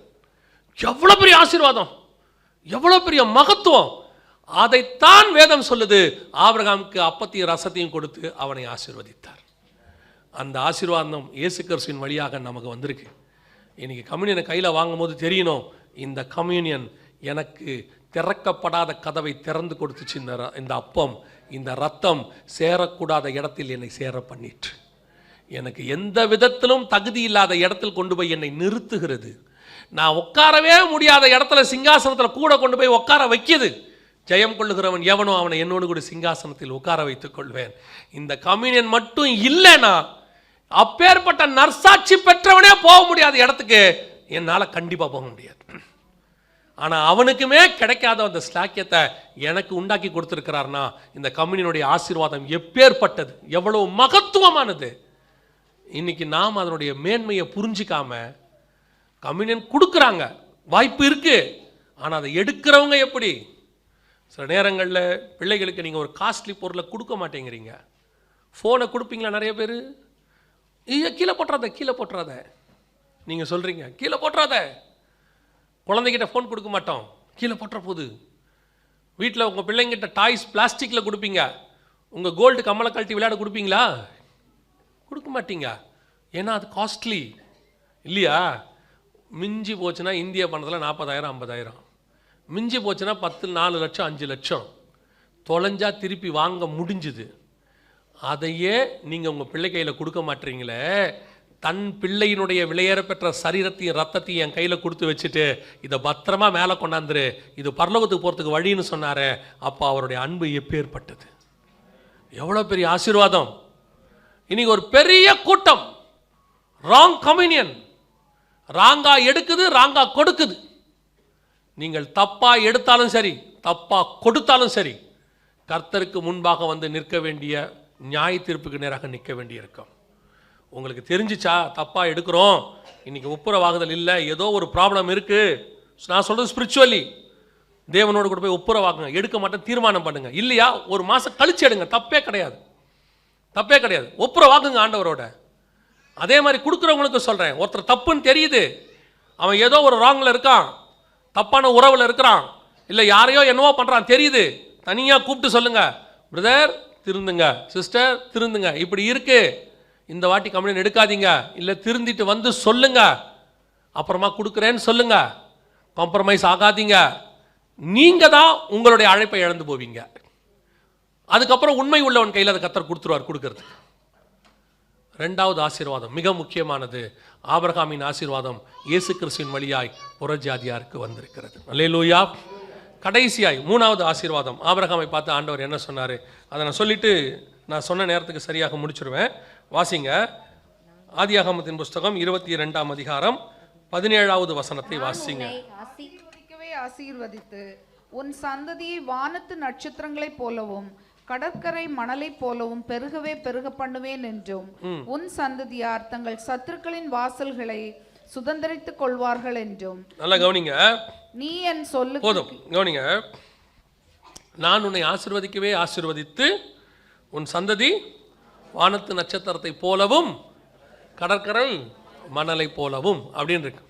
அவருடைய அர்த்தம் என்னன்னா, வானத்தின் நட்சத்திரத்தை போலவும் அப்படின்னா எண்ண முடியாத அளவுக்கு இருக்கும்னு அர்த்தம். வாசிங்க, ஆதியாகமத்தின் புஸ்தகம் 15ஆம் அதிகாரம் 5வது வசனத்தை வாசிங்க. அவர் அவனை வெளியே அழைத்து நீ வானத்தை அண்ணாந்து பார், நட்சத்திரங்களை எண்ண உன்னாலே கூடுமானால் அவைகளை எண்ணு என்று சொல்லி பின்பு அவனை நோக்கி உன் சந்ததி இவ்வண்ணமாய் இருக்கும் என்றார். நல்லா கவனிங்க, இந்த ஆசீர்வாதத்தினுடைய பேஸ் என்ன அப்படின்னு கேட்டீங்கன்னா, ஆபிரகாமுடைய சந்ததி வானத்தின் நட்சத்திரத்தை போல எண்ணி முடியாததாக இருக்கும், உன்னால் எண்ண முடிந்தால் எண்ணு என்று சொல்லி. இப்போ இது ஆண்டவர் வந்து இஸ்ரவேலுக்கு சொன்னாரா, இஸ்ரவேலர்களை குறித்து சொன்னாரா அப்படின்னு கேட்டிங்கன்னா, நம்ம எல்லாருக்கும் தெரிஞ்சிருக்கிறபடி 1 நாளாகமத்தில் தாவீது எண்ண தொடங்குறார். 2 சாமுவேலில் தாவீது என்ன செய்கிறார், கடைசி அதிகாரத்தில் எண்ண தொடங்குகிறார். எண்ண தொடங்கும் பொழுது இந்த சந்ததியை பற்றி எண்ணும் போது யோவாப் வந்து என்ன செய்கிறாரு, தான் கோத்திரத்தை எண்ணாமல் விட்டுடுறாரு. அப்போ அவர் சந்ததியை எண்ணக்கூடாது அப்படின்னு கர்த்தர் சொன்னதுக்கு அகெயின்ஸ்டாக தாவீது போனதுனால இப்போ அவர் அங்கே என்ன செய்யப்பட்டார், அவர் ஒரு வாதையை சந்தித்தார். இதெல்லாம் நமக்கு தெரியும். உன் சந்ததியை எண்ணக்கூடுமானால் எண்ணு அப்படின்னா இது இஸ்ரவேலருக்கு உரியதா? ஃபஸ்ட்டு பேரை பெருமைப்படுத்துவேன்றது இஸ்ரவேலுக்கு இல்லை, நமக்கு. பிதாவுக்கு முன்பாக சபையை பார்த்து சொன்னார். 2வது கம்யூனியன் அவங்ககிட்ட கொடுக்க மாட்டேனாரு, நமக்கு கொடுத்துருக்கிறாரு. புரியுதா? புறஜாதியாருக்கு. 3வது உன்னை பெருகவே பெருக பண்ணுவேன். அது அப்போ இது இஸ்ரவேலுக்குரியதா அப்படின்னா இதுவும் கிறிஸ்து இயேசுவின் வழியாக எங்கே வருது, புறஜாதியாருக்கு தான் வருது. எப்படி வருது அப்படின்னு கேட்டிங்கன்னா, அப்போ இஸ்ரவேலுடைய எண்ணிக்கை எண்ணி முடிச்சிடலாமா, இஸ்ரவேலில் அப்போ இது எல்லாரையும் பொருந்துமா? இப்போ நீங்கள் உங்களுக்கு பார்த்துருப்பீங்க, மக்கள் தொகை கணக்கெடுப்புன்னு ஒன்று நடத்துவாங்க, உலகம் முழுக்க யூஎன்லேருந்து நடத்துவாங்க. அந்த மக்கள் தொகை கணக்கெடுப்பு நடத்துகிறாங்கல்ல, அதோடைய ஸ்பெஷாலிட்டி என்னன்னு கேட்டிங்கன்னா, எடுக்கும் போதே அது தப்பாகிடும். அந்த மக்கள் தொகை கணக்கெடுப்பினுடைய ஸ்பெஷாலிட்டி என்னென்னா, எடுக்க ஆரம்பிக்கிறாங்கள அந்த செகண்டே அது தப்பாகிடும். எப்படிங்க சொல்கிறீங்க அப்படின்னு கேட்டால் அவங்க சொல்லுவாங்க 1/1/2024 படி அப்படின்னு எழுதுவாங்க. அதோட அர்த்தம் என்னென்னா, ஜனவரி மாதம் 1ஆம் தேதி ஜனவரி மாதம் 24ஆம் வருஷம் நாங்கள் எடுக்க ஆரம்பித்தோம் அப்படின்னு அர்த்தம்.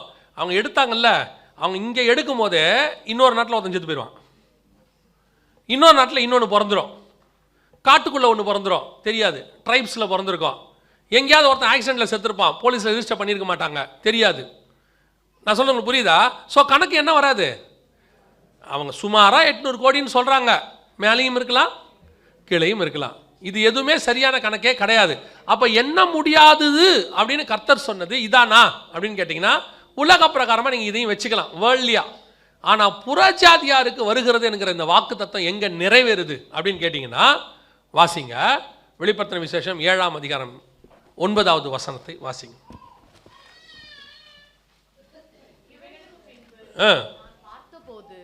இதோ சகல ஜாதிகளிலும் கோத்திரங்களிலும் ஜனங்களிலும் பாஷைக்காரரிலும் இருந்து வந்ததும் ஒருவனும் எண்ணக்கூடாத, அதான் இம்பார்ட்டன்ட் வேர்ட், ஒருவரும் எண்ணக்கூடாததுமாகிய திரளான கூட்டமாகிய ஜனங்கள் வானத்தில் இருக்காங்க. இப்ப ஆபிரகாம் பார்த்து சொன்னார், வானத்தை அண்ணாந்து பார், வானத்தை அண்ணாந்து பார், உன் சந்ததி இவ்வண்ணமாய் இருக்கும், என்ன கூடுமானால் என்ன. இப்போ வானத்தில் என்ன கூடாத ஒரு சந்ததி வந்து நிற்கிது. சகல கோத்திரத்திலிருந்தும் ஜாதிகளிலிருந்தும் பாஷைக்காரிலிருந்தும் வந்திருக்கு. அப்போ இந்த சந்ததி இதுக்கு தான் அந்த வாக்குத்தத்தம் நிறைவேறுது. ஒருவேளை இது ஏங்க இஸ்ரவேலா இருக்கக்கூடாது, நீங்கள் ஏன் இது இஸ்ரவேல் இல்லைன்னு சொல்கிறீங்க அப்படின்னு கேட்டிங்கன்னா, அந்த 1ஆம் அதிகாரத்தில் 7ஆம் அதிகாரம் 1 முதல் 8 வசனத்தில் இஸ்ரவேல் சந்ததியை ஆண்டவர் எண்ணிடுறாரு. 12 கோத்திரத்தையும் எண்ணிடுறாரு. அந்த இடத்துல யூதா கோத்திரத்தில் 12000 பேரும் இருக்குதானே அந்த வசனம். 4வது வசனம் 5வது வசனத்துல இருக்குதா? கோத்திரத்தில் முத்திரை போடப்பட்டவர்கள் 12000. 12000. ரூபன் கோத்திரத்தில் முத்திரை போடப்பட்டவர்கள் 12000. 12 கோத்திரத்தும் அங்க இருக்கும். அப்போ இஸ்ரவேல் கோத்திரத்தை எண்ணியாச்சு. பரலோகத்தில் நல்லா கவனிச்சுக்கொள்ளுங்க. பரலோகத்தினுடைய திட்டத்தின்படி இஸ்ரவேல் கோத்திரத்தை என்ன பண்ணியாச்சு? வருகை முடிஞ்சு அந்த 7 வருஷம் உபத்திரவ காலத்தில் எத்தனை பேர் இருக்கிறாங்க பூமியிலன்னா 1,44,000 இஸ்ரவேலர்கள் இருக்கிறாங்க. நாங்கள் கணக்கு வந்துருச்சு. அப்போ உன் சந்ததி எண்ணி முடியாதாக இருக்கும். வானத்தை அண்ணாந்து பார், நட்சத்திரத்தை போல இருக்கும்னா அது இஸ்ரவேலை பற்றி சொன்ன தீர்க்க தரிசனம் அல்ல, உங்களையும் என்னையும் குறித்து சொல்லப்பட்ட தீர்க்க தரிசனம். ஏன்னா இந்த இடத்துல நிற்கிறது சபை. ஏன்னா சிங்காசனத்துக்கு முன்பாக நிற்கிறது யாரை பற்றி சொல்லியிருக்க? நாம் கிருபாசனத்திலே கிட்டி நெருங்கி சேருகிறோம். சிங்காசனத்திற்கு முன்பாகவும் ஆட்டுக்குட்டியானவருக்கு முன்பாகவும் ஜெயம் கொள்ளுகிறவன் எவனோ அவனை என்னோடு கூட சிங்காசனத்தில் உட்கார வைத்துக் கொள்வேன். அப்ப இந்த கோத்திரம் யாரு? அந்த 1 முதல் 8 வசனத்துல இஸ்ரவேல் கோத்திரம் முடிஞ்சிடுச்சு. இவங்களை பத்தி கேட்கும் போது கீழே அந்த தீர்க்கதரிசியை பார்த்து தூதன் கேட்கிறான், இவங்க யாரு, இவங்க எங்கிருந்து வந்தாங்க, அவனே தெரியாம தான் கேட்கிறான். அவ கேட்கும் போது தீர்க்கதரிசி சொல்றான், எனக்கு தெரியாதுன்றான். அப்பதான் இவங்க சொல்றாங்க, ஆட்டுக்குட்டியின் ரத்தத்தினாலே தங்கள் வஸ்திரங்களை தோய்த்து வெளுத்தவர்கள். இவங்க எல்லாம் இயேசு கிறிஸ்துவின் மரணத்துக்கு பிறகு தங்களை சுத்திகரித்து கொண்டு கர்த்தருக்கு முன்பாக வந்து நிற்கிறவங்க. அப்போ இயேசு கிறிஸ்துவின் ரத்தத்தால் கழுவப்பட்ட எல்லாரும் மேலே வரலாமா? இல்லை இல்லை இல்லை இல்லை. அங்கேயும் வசனம் தெளிவாக சொல்லுது, இவர்கள் மிகுந்த உபத்திரவத்திலிருந்து வந்தவர்கள். அந்த வசனத்தை நீங்கள் வாசிச்சு பாருங்க. அவங்களோட கிரைட்டீரியா ஒன்று அங்கே கீழே இருக்கும். அவங்கள பற்றி அவர் சொல்லிட்டே வருவார். 7ஆம் அதிகாரம் வெளிப்படுத்தின விசேஷத்தில் 14வது வசனம். அதற்கு நான், ஆண்டவனே, அது உமக்கே தெரியும் என்றேன். அப்பொழுது அவன், இவர்கள் மிகுந்த உபத்திரவத்திலிருந்து வந்தவர்கள், இவர்கள் தங்கள் அங்கிகளை ஆட்டுக்குட்டியானுடைய ரத்தத்திலே தோய்த்து வெளுத்தவர்கள். ஆனபடியால் இவர்கள் தேவனுடைய சிங்காசனத்திற்கு முன்பாக இருந்து இரவும் பகலும் அவருடைய ஆலயத்திலே அவரை சேவிக்கிறார்கள். சிங்காசனத்தின் மேல் வீற்றிருக்கிறவர் இவர்களுக்குள்ளே வாசமாயிருப்பார். இவர்கள் இனி பசி அடைவதும் இல்லை, இனி தாகம் அடைவதும் இல்லை, வெயிலாவது உஷ்ணமாவது இவர்கள் மேல் படுவதும் இல்லை. முழுக்க முழுக்க நியூ டெஸ்டமென்ட் சர்ச், புதிய ஏற்பாட்டு சபை. அப்போ உள்ளே வரவன் யாரு? மிகுந்த உபத்திரவத்தில் உள்ளே வந்தவன், ஆட்டுக்குட்டியின் ரத்தத்தாலே தங்கள் வஸ்திரங்களை தோய்த்து வெளுத்தவன். எல்லா கிறிஸ்தவனும் வந்தானங்க சொல்லல. கர்த்தருக்காக தன்னை ஜீவனை கொடுக்கிற அளவுக்கு மிகுந்த உபத்திரவம். இன்னைக்கு ஒரு கூட்டம் இருக்கு, நான் பரலோகத்துக்கு போயிடுவேன், சிங்காசனத்து முன்னாடி நின்றுவேன், எல்லாரோடு கூட குருத்தோலையில் இருப்பேன், குருத்தோலை ஞாயிறு அன்னைக்கு குருத்தோலை அசைச்சுக்கிட்டு ஒரு பவனி போயிட்டா பரலோகத்துக்கு போயிடலான்னு ஒரு தாட் இருக்க. நீங்கள் வேணா ஒரு ரவுண்டு போகலாம், பரலோகத்துலாம் போக முடியாது. நல்லா நினச்சிட்டு இருக்காங்க. இந்த இந்த வசனத்தின்படி தான் குருத்தோலையை பிடிச்சிக்கிறாங்க. கொஞ்சம் பேருக்கு இருக்கு, வெண்வஸ்திரம் தரித்து சிங்காசனத்திற்கு முன்பாக நின்றார்கள், ஒயிட் அண்ட் ஒயிட் போட்டால் பரலோகத்துக்கு போயிடலாம் நினச்சிக்கிறாங்க. அந்த ஒயிட் அண்ட் ஒயிட் இல்லை இது. இது அப்படி சொல்லலை. இவர்கள் யார்? மிகுந்த உபத்திரவத்தில் இருந்து வந்தவர்கள். ஆட்டுக்குட்டியானவர் எங்கே போனாலும் அவரை பின்பற்றுகிறவர்கள் இவர்கள். அப்படிதான் வசனம் சொல்லுது. இவர்கள் பசி அடைவதும் இல்லை, தாகம் அடைவதும் இல்லை. அப்போ இந்த கூட்டம் நீங்கள் நானும் தான் இருக்கணும். சர்ச்சுக்கு வரவங்க எல்லாரையும் சொல்லலை. இன்னைக்கு கிறிஸ்துவுக்காக ஒரு சின்ன பாடு கூட சகிக்க இங்கே யாரும் தயாராக இல்லை. இயேசு கிறிஸ்து ஆசீர்வாதத்தின் கடவுளாக மாற்றப்பட்டு விட்டார். எல்லா கடவுளை போல இவரும் ஆசீர்வாத கடவுள். இயேசு ஆசீர்வாதத்தின் கடவுள். எந்த ஆசீர்வாதம்? இந்த ஆசீர்வாதத்தின் கடவுள். அப்போது உலக பிரகாரம் ஒன்றும் கிடைக்காதா? முன்பு இவைகளை தேடுங்கள், பின்பு அவையும் உங்களுக்கு கூட கொடுக்கப்படும். இன்னைக்கு எந்த கடவுளாக மாற்றிட்டோம்? ஒரு சின்ன வேலை போயிடுச்சு. இஸ்ரவேல் ஜனங்களை விட முறுமுறுப்பு. ஆண்டவர் ஏன் தான் இப்படி எல்லாம் பண்ணுறாரோ, ஆண்டவர் என்ன தான் திட்டம் வச்சிருக்காரோ தெரியல. ஒரு வேலை தானே போச்சு, இன்னொரு வேலை கொடுத்துட்டு போறாரு இல்லையா? அவர் வேலை இருக்கு, அதை செஞ்சுட்டு போறோம். ஒரு வேலை ஆகாரம் கொடுக்கணும்னா என்ன? இப்போ ஆண்டவர் பாருங்க, இவங்க அப்பத்துக்காக என்ன பண்ணாங்கன்னா தேவனை பார்த்து முறுமுறுத்தாங்க, எங்களுக்கு சாப்பாடு இல்லையே அப்படின்னு முறுமுறுத்தாங்க. எப்போ முறுமுறுத்தாங்க? நீங்கள் வாசிச்சு பாருங்கள், யாத்திராகமம் 17ஆம் அதிகாரத்தில் இந்த சம்பவம் நடக்குது. அவர்கள் முறுமுறுத்தார்கள், எங்களுக்கு ஆகாரம் இல்லை என்று சொல்லி அவர்கள் கேட்டார்கள். எதுக்காக இது எப்போ நடந்துச்சு? யாத்திராகமம் 17:1-2 வாசிச்சு பார்த்தீங்கன்னா வசனம் சொல்லும், அவர்கள் புறப்பட்டு 2ஆம் மாதம் 15ஆம் தேதி ஆகிய அந்நாளில். அப்படி இருக்குதா? 2வது வசனம். அப்பொழுது ஜனங்கள் மோசேயோடே வாதாடி, நாங்கள் குடிக்கிறதற்கு எங்களுக்கு தண்ணீர் தர வேண்டும் என்றார்கள். அதற்கு மோசே, என்னோட கூட ஏன் வாதாடுகிறீர்கள்? கர்த்தரை ஏன் பரீட்சை பார்க்கிறீர்கள் என்றான். அதில் பாருங்க, 2ஆம் மாதம் 15ஆம் தேதி ஆகிய அந்நாளிலே, 16வது அதிகாரமா,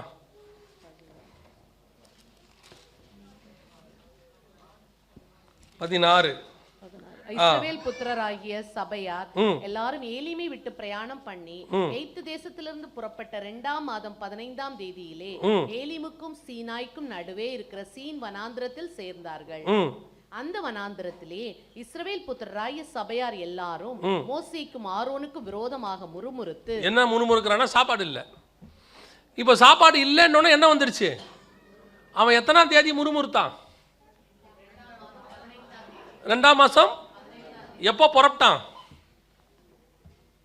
1ஆம் மாதம் 14ஆம் தேதி. அதெல்லாம் இருக்குது யாத்திராகமத்தில், அப்புறமா படிச்சுக்கோங்க.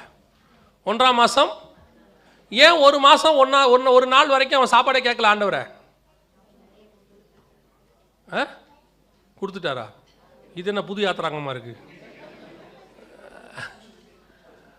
1ஆம் மாதம் 14ஆம் தேதி புறப்பட்டாங்க. ஆபிப் மாதம் 14ஆம் தேதி புறப்பட்டாங்க. 2ஆம் மாதம் 15ஆம் தேதி தான் அவங்க சாப்பாடு கேட்டாங்க. நடுவில் ஒரு மாதம் ஆண்டவர்கிட்ட சாப்பாடே கேட்கல, பீஸ்ஃபுல்லாக போகுது ஜேர்னி. என்ன காரணம்? ஒன்றும் இல்லை, அவன் எகிப்துலேருந்து மாவு கொண்டாந்துருந்தான். கொண்டு வந்த மாவு ஒரு மாதத்துக்கு ஓடிச்சு, ஒரு பிரச்சனையும் இல்லை. மாவு தீந்துச்சு, முறுமுறுப்பு வந்துடுச்சு. கர்த்தர் இது வரைக்கும் ஆசீர்வதிக்கும் போது சோத்திரமாக இருந்துச்சா? கர்த்தர் நல்ல வேலை கொடுத்தார். பிரைஸ் தி லார்ட், ஹல்லேலூயா. நான் குவாலிஃபைடே இல்லை, கர்த்தர் கொடுத்தார். 2 மாதம் பிடிங்கிட்டார். உடனே முறுமுறுப்பு. ஆண்டவர் ஏன் தான் இப்படி செய்கிறாரோ? ஏன்? உங்களை நடத்தி கொண்டு வந்த தேவனுக்கு கொண்டு போய் சேர்க்கவும் தெரியும். எப்போ கொடுக்கணும், என்ன கொடுக்கணும், ஏது கொடுக்கணும், எல்லாம் அவருக்கு தெரியும். உடனே என்னாச்சு, ஏன் ஆச்சு? என்னை விட கம்மியாக இருக்கிறவனா நல்ல சம்பளத்து கூட போயிட்டோம். இப்போ என்னப்ப நம்மளுக்கெல்லாம் வேலையை கொடுத்தாரு, அதுவே பெரிய விஷயம். அங்கே கிடைக்காம தான் இங்கே வந்தோம் பாதி பேர். சில நேரத்தில் நம்ம சர்ச்சில் இருக்கவங்க என்ன பண்ணுவாங்க, அந்த வயசானவங்க நம்ம வீட்டுக்கு வருவாங்க. வந்த உடனே அவங்க ஒரு வயசானவங்க, நம்ம வீட்டில் ஒரு வயசானவங்க இருக்காங்கல்ல, இவங்க என்ன பண்ணுவாங்கன்னு கேட்டிங்கன்னா, மருமகிட்ட காப்பி போட சொல்லுவாங்க. அந்த அம்மா பாவம் ஏதோ கிச்சனில் வேலையாக இருக்கும், பிள்ளைகளுக்கு சாப்பாடு கட்டிகிட்டு இருக்கோம். காப்பி வரதுக்கு ஒரு 10 நிமிஷம் ஆகும். இந்த வந்த அம்மா இருக்குல்ல, என்ன உங்கள் மருமக உங்களுக்கு கீழ்ப்படியவே மாட்டாளா? நீங்கள் காப்பி போட சொல்லி 10 நிமிஷம் ஆச்சுன்னு காப்பியே போடல. இதுவே காப்பி கிடைக்காம விரட்டப்பட்டு தான் இங்கே வந்திருக்கு. இது இங்கே வந்து இந்த வீட்டில் குழப்பத்தை உண்டு பண்ணிடும். நம்ம பல நேரத்தில், நான் உங்களுக்கு இப்போ சொன்னது உங்களை இல்லை, மஸ்கட்டுக்கு வெளியே பல நேரத்தில் நமக்கே ஒன்றும் கிடைக்காம தான் இங்கே வந்திருக்கான். டூரிஸ்ட் விசாவியாவது வந்து கன்வெர்ட் ஆகுது பண்ணிக்கலாம், ஏதாவது பார்த்து சொல்லுங்க அப்படிங்கிறவங்களாம் இருக்காங்க. உங்களை சொல்லலை, நான் சொல்றது முழுக்க முழுக்க சவுதி அரேபியாவில். இங்கே வந்து ஒரு வேலை கிடைச்சி கர்த்தர் கொடுத்துருவாரு. கொடுத்தாரே சோத்திரம், பிரைஸ் தி லார்ட். ஒருத்தன் மேலே வந்துடுவான் நம்மளை விட. உடனே அவனை பார்த்தா என்னோட குவாலிஃபைடே கிடையாது, அவன்லாம் மேலே போகிறான். கர்த்தர் பார்த்துக்கிட்டு இருக்கிறார். உனக்கு வேலை கொடுத்தாரா, அதுவே பெரிய விஷயம், சோத்திரம் பண்ணிட்டு போயிட்டே இரு. எவன் எங்கே போய் உட்காந்தா உனக்கு என்ன? உண்டை உயர்த்துகிற காலம் ஒன்று வரும், கர்த்தர் அப்போ கொடுப்பாரு. சில நேரத்தில் அந்த முறுமுறுப்பு, கர்த்தர் கொடுத்தா சோத்திரம், கொடுக்காவிட்டா முறுப்பு. நான் சொல்கிறேன், கர்த்தர் கொடுத்தார், கர்த்தர் எடுத்தார், கர்த்தருக்கு ஸ்தோத்திரம். ஒன்று மட்டும் எனக்கு நல்லா தெரியும், கர்த்தர் வனாந்தரத்துக்கு கொண்டு வந்தது சாகடிப்பதற்கல்ல, கொண்டு போய் சேர்ப்பதற்கு. வனாந்தரத்தில் தேவ பிள்ளைகள் செத்ததாக சரித்திரமே கிடையாது. எனக்கு ஒரு நாள் ஆண்டவர் சொல்லி கொடுத்தார், வனாந்தரத்தில் எல்லாரையும் காப்பாற்றிட்டேன், எவன் என்னை நம்பாமல் போனானோ அவன் தான் செத்தான். நான் யாரை காப்பாற்றிருக்காருன்னு கேட்டிங்கன்னா, இஸ்மவேல்னு ஒருத்தன் வனாந்தரத்தில் தண்ணி இல்லாமல் கிடப்பான். ஆண்டவர் சொன்னார், அவன் யாருன்னா துஷ்ட மனுஷன். பைபிள் சொல்லுது அவன் யார்? அவனுக்கே ஒரு நீரூற்றை உண்டாக்கி அவனை நான் காப்பாற்றுவேன் என்று சொன்னால், என் இரத்தத்தால் கழுவப்பட்ட நீதிமான்களாகிய என் பிள்ளைகளை நான் எப்படி கைவிடுவேன்? இன்னைக்கு பல நேரத்தில் நமக்கு முறுமுறுப்பு வந்துடுது. ஆண்டவர் நடத்துவாரா, செய்வாரா, போவாரா? நான் சொல்றேன், அழைத்தவர் உண்மை உள்ளவர், முடிவு பரியந்தம் நடத்த அவர் வல்லமை உள்ளவராக இருக்கிறார். அந்த திரளான கூட்டமாகிய ஜனம் நம்ம தான். உபத்திரவம் கொஞ்சம் வரும்போது முறுமுறுக்கக்கூடாது, கொஞ்சம் குறைவு வரும்போது முறுமுறுக்கக்கூடாது. இன்னைக்கு குறைவுகளுக்கு நேரம் நடத்துகிறாருன்னா இதை விட 2 மடங்கு கொடுத்து ஆசீர்வதிக்கவும் அவர் வல்லமை உள்ளவராக இருக்கிறார். நான் குறைவுக்காகவும் முறுமுறுக்க மாட்டேன், ஆசீர்வாதத்துக்காகவும் சந்தோஷப்பட மாட்டேன். என்னுடைய சந்தோஷம் ஒன்று இருக்கிறது, சிங்காசனத்துக்கு முன்பாக திரளான கூட்டமாகிய ஜனங்கள், நான் அங்கே போய் நிற்க போகிறேன். என்னதான் அதுக்கு தான் கர்த்தர் என்னை அழைச்சிருக்கிறாரு. ஆபிரகாமின் ஆசீர்வாதம் இயேசு கிறிஸ்துவின் வழியாய் புறஜாதியாருக்கு வந்திருக்கிறது. இந்த கூட்டத்தில், சிங்காசனத்துக்கு முன்னாடி நிற்கிற கூட்டத்தில் இஸ்ரவேல் இல்லை. ஆண்டவர் இயேசு கிறிஸ்துவை ஏற்றுக்கொண்டா அவனும் வந்துடுவான். ஆனால் நியாயப்பிரமாணக்காரன் அங்கே இல்லை. இங்கே நிற்கிறது முழுக்க முழுக்க புறஜாதியாரை குறித்து சொல்லப்பட்டிருக்கு. சகல கோத்திரத்திலிருந்தும் சகல பாஷைக்காரன். இப்போ சொல்லுங்க, ஆபிரகாமின் ஆசீர்வாதம் இஸ்ரவேலுக்கு போச்சா நமக்கு வந்திருக்குதா? நமக்கே பல நேரத்தில் இஸ்ரவேல் தான் ஆண்டவர் ஆசீர்வதிக்கிறாரு, நம்மளை என்னமோ மட்டம் தட்டி இல்லை என்ன பாருங்க, என்ன பாருங்க, நம்மளை தான் மட்டம் தட்டி வச்சிருக்கிறாருங்கிற மாதிரி நமக்கு ஒரு ஃபீல் இருக்கு. ஆண்டவர் இஸ்ரவேலை ரொம்ப, நான் சொல்கிறேன், அவனுக்கு உலகத்தில் எல்லா ஆசீர்வாதமும் கர்த்தர் கொடுத்துருக்கிறாரு. ஆனால் நமக்கு கொடுத்த அத்தனையும் பரலோகத்துக்குரியது. அல்லேலூயா. முதலாவது அவனுக்கு கர்த்தர் நமக்கு கொடுத்த ஆசீர்வாதம், நம்முடைய பேரை பரலோகத்தில் பெருமைப்படுத்த போகிறார் நித்தியமாக. 2வது, பரலோகத்துக்குள் நுழைகிற வழியையும் பிதா கிட்ட கிட்டி சேருகிற தைரியத்தையும் கொடுக்கிறார். கடைசியாக சிங்காசனத்துக்கு முன்பாக இரவும் பகலும் அவரை சேவிக்கிற கூட்டத்தில் உங்களையும் என்னையும் கொண்டு போய் நிறுத்துகிறார். இதுக்கு நீங்களும் நானும் எந்த விதத்திலும் தகுதி கிடையாது. இது ஆபிரகாமது நியாயமாக இஸ்ரவேலுக்கு தான் போயிருக்கணும். ஆனால் இயேசு கிறிஸ்துவின் வழியாக நம்மக்கிட்ட அது வந்துருச்சு. நம்முடைய கர்த்தராக இயேசு கிறிஸ்து அதை நமக்கு வாங்கி கொடுத்திருக்கிறார். அல்லேலூயா. நாம் ஜெபிக்க போகிறோம். எல்லோரும் எழுந்திருக்கலாமா? நாம் எல்லாரும்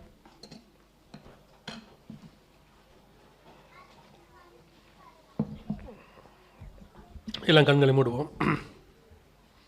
ஒரு 4 நிமிஷம் நான் முடிச்சு கொடுத்துட்றேன். எல்லாம் கண்களை மூடுவோம். Thank you holy spirit. நன்றி ஆவியானவரே. கோடான கோடி ஸ்தோத்திரம்பா. உங்களை ஆராய்ந்து பாருங்கள். ஒரே ஒரு காரியத்துக்காக மட்டும் ஜெபம் பண்ணுவோம். கர்த்தருக்கு முன்பாக உங்களால் நிற்க முடியுமான்னு பாருங்கள். இன்னும் ஒரு வாரத்தில் உங்களுக்கு கம்யூனியன் வரும். அப்பமும் ரசமும் கைக்கு வரும். ஒருவேளை 1ஆம் தேதி நீங்கள் எடுக்கிறீங்களான்னு தெரியாது. அடுத்த வெள்ளிக்கிழமை உங்களுக்கு கம்யூனியன் இருக்கு. இந்த கம்யூனியனை எடுக்கிற இடத்தில் நீங்கள் இருக்கிறீர்களா? இன்னும் கலாத்தியர் 5:18-19 சொல்லப்பட்டபடி மாம்சத்துக்குரிய கிரியைகள், பொருளாசை, இச்சை, இதெல்லாம் இருக்கா? இதெல்லாம் வச்சுக்கிட்டே நீங்கள் கம்யூனியனுக்குள்ளே போக போகிறீங்களா?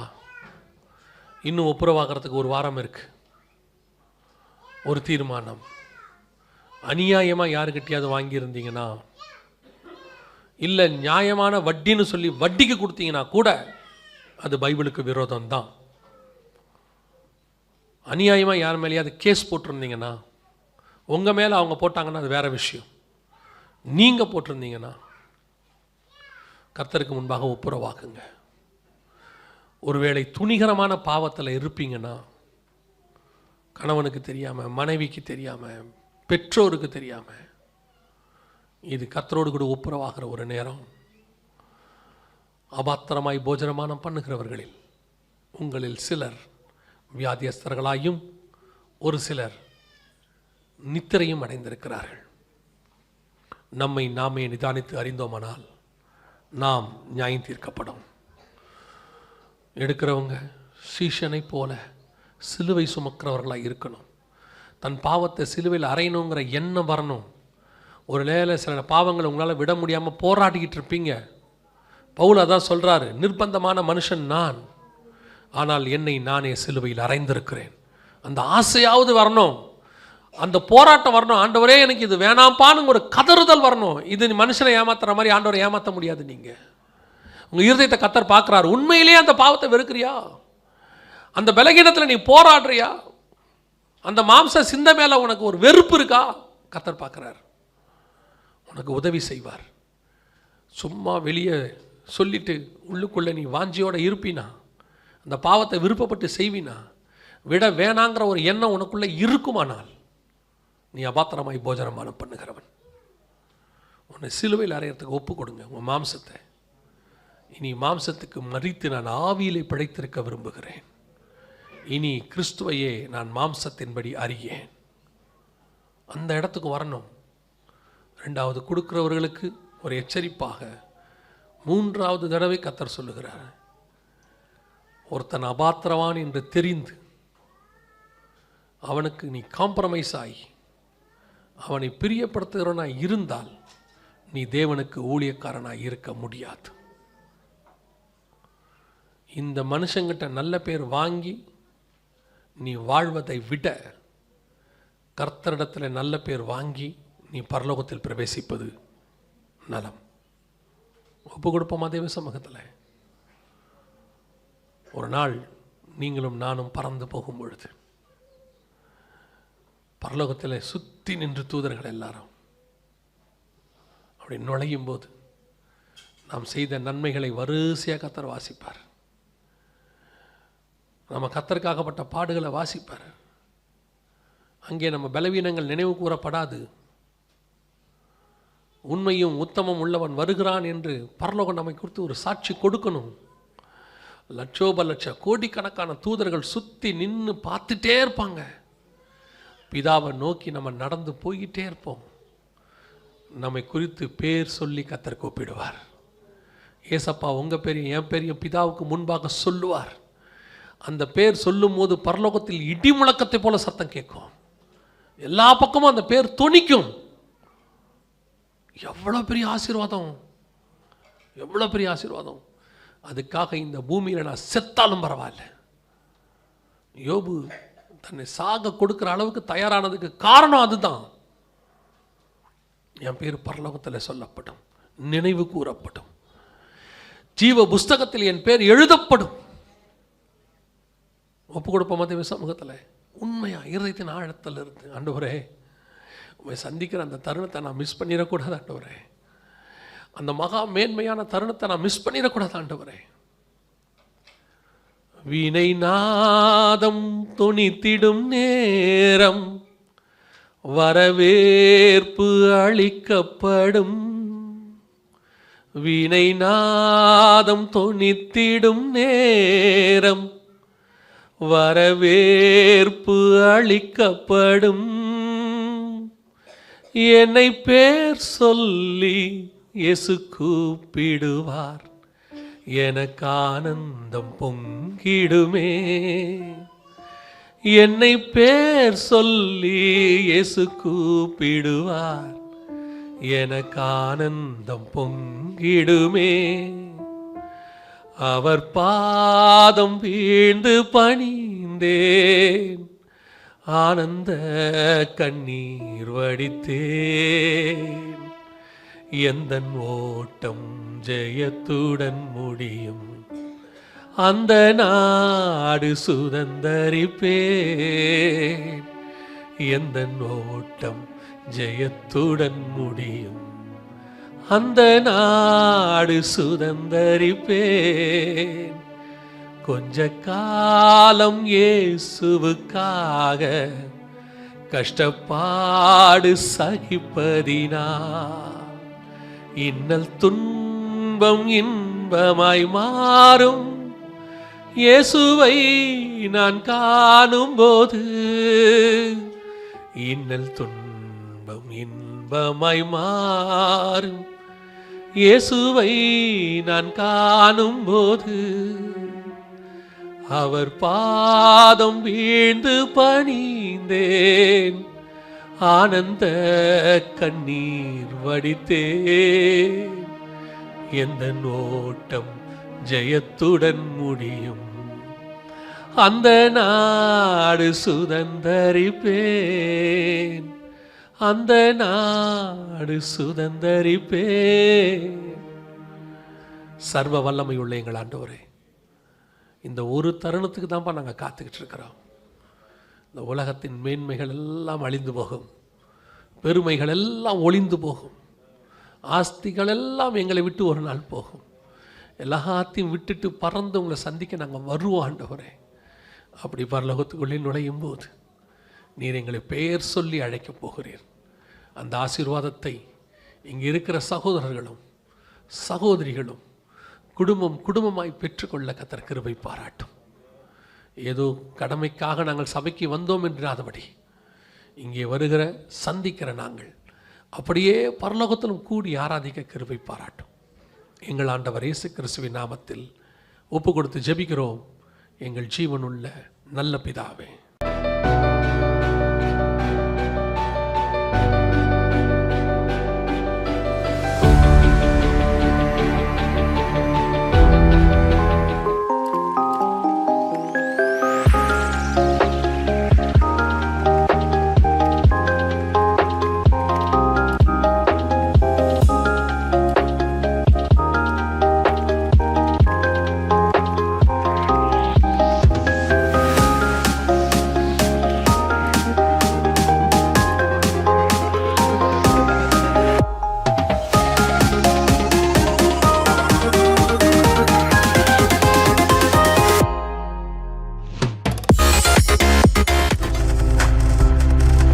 நீங்கள் பார்த்துக் கொண்டிருப்பது உங்கள் ஜாய் டிவி. உங்கள் துக்கம் சந்தோஷமாய் மாறும்.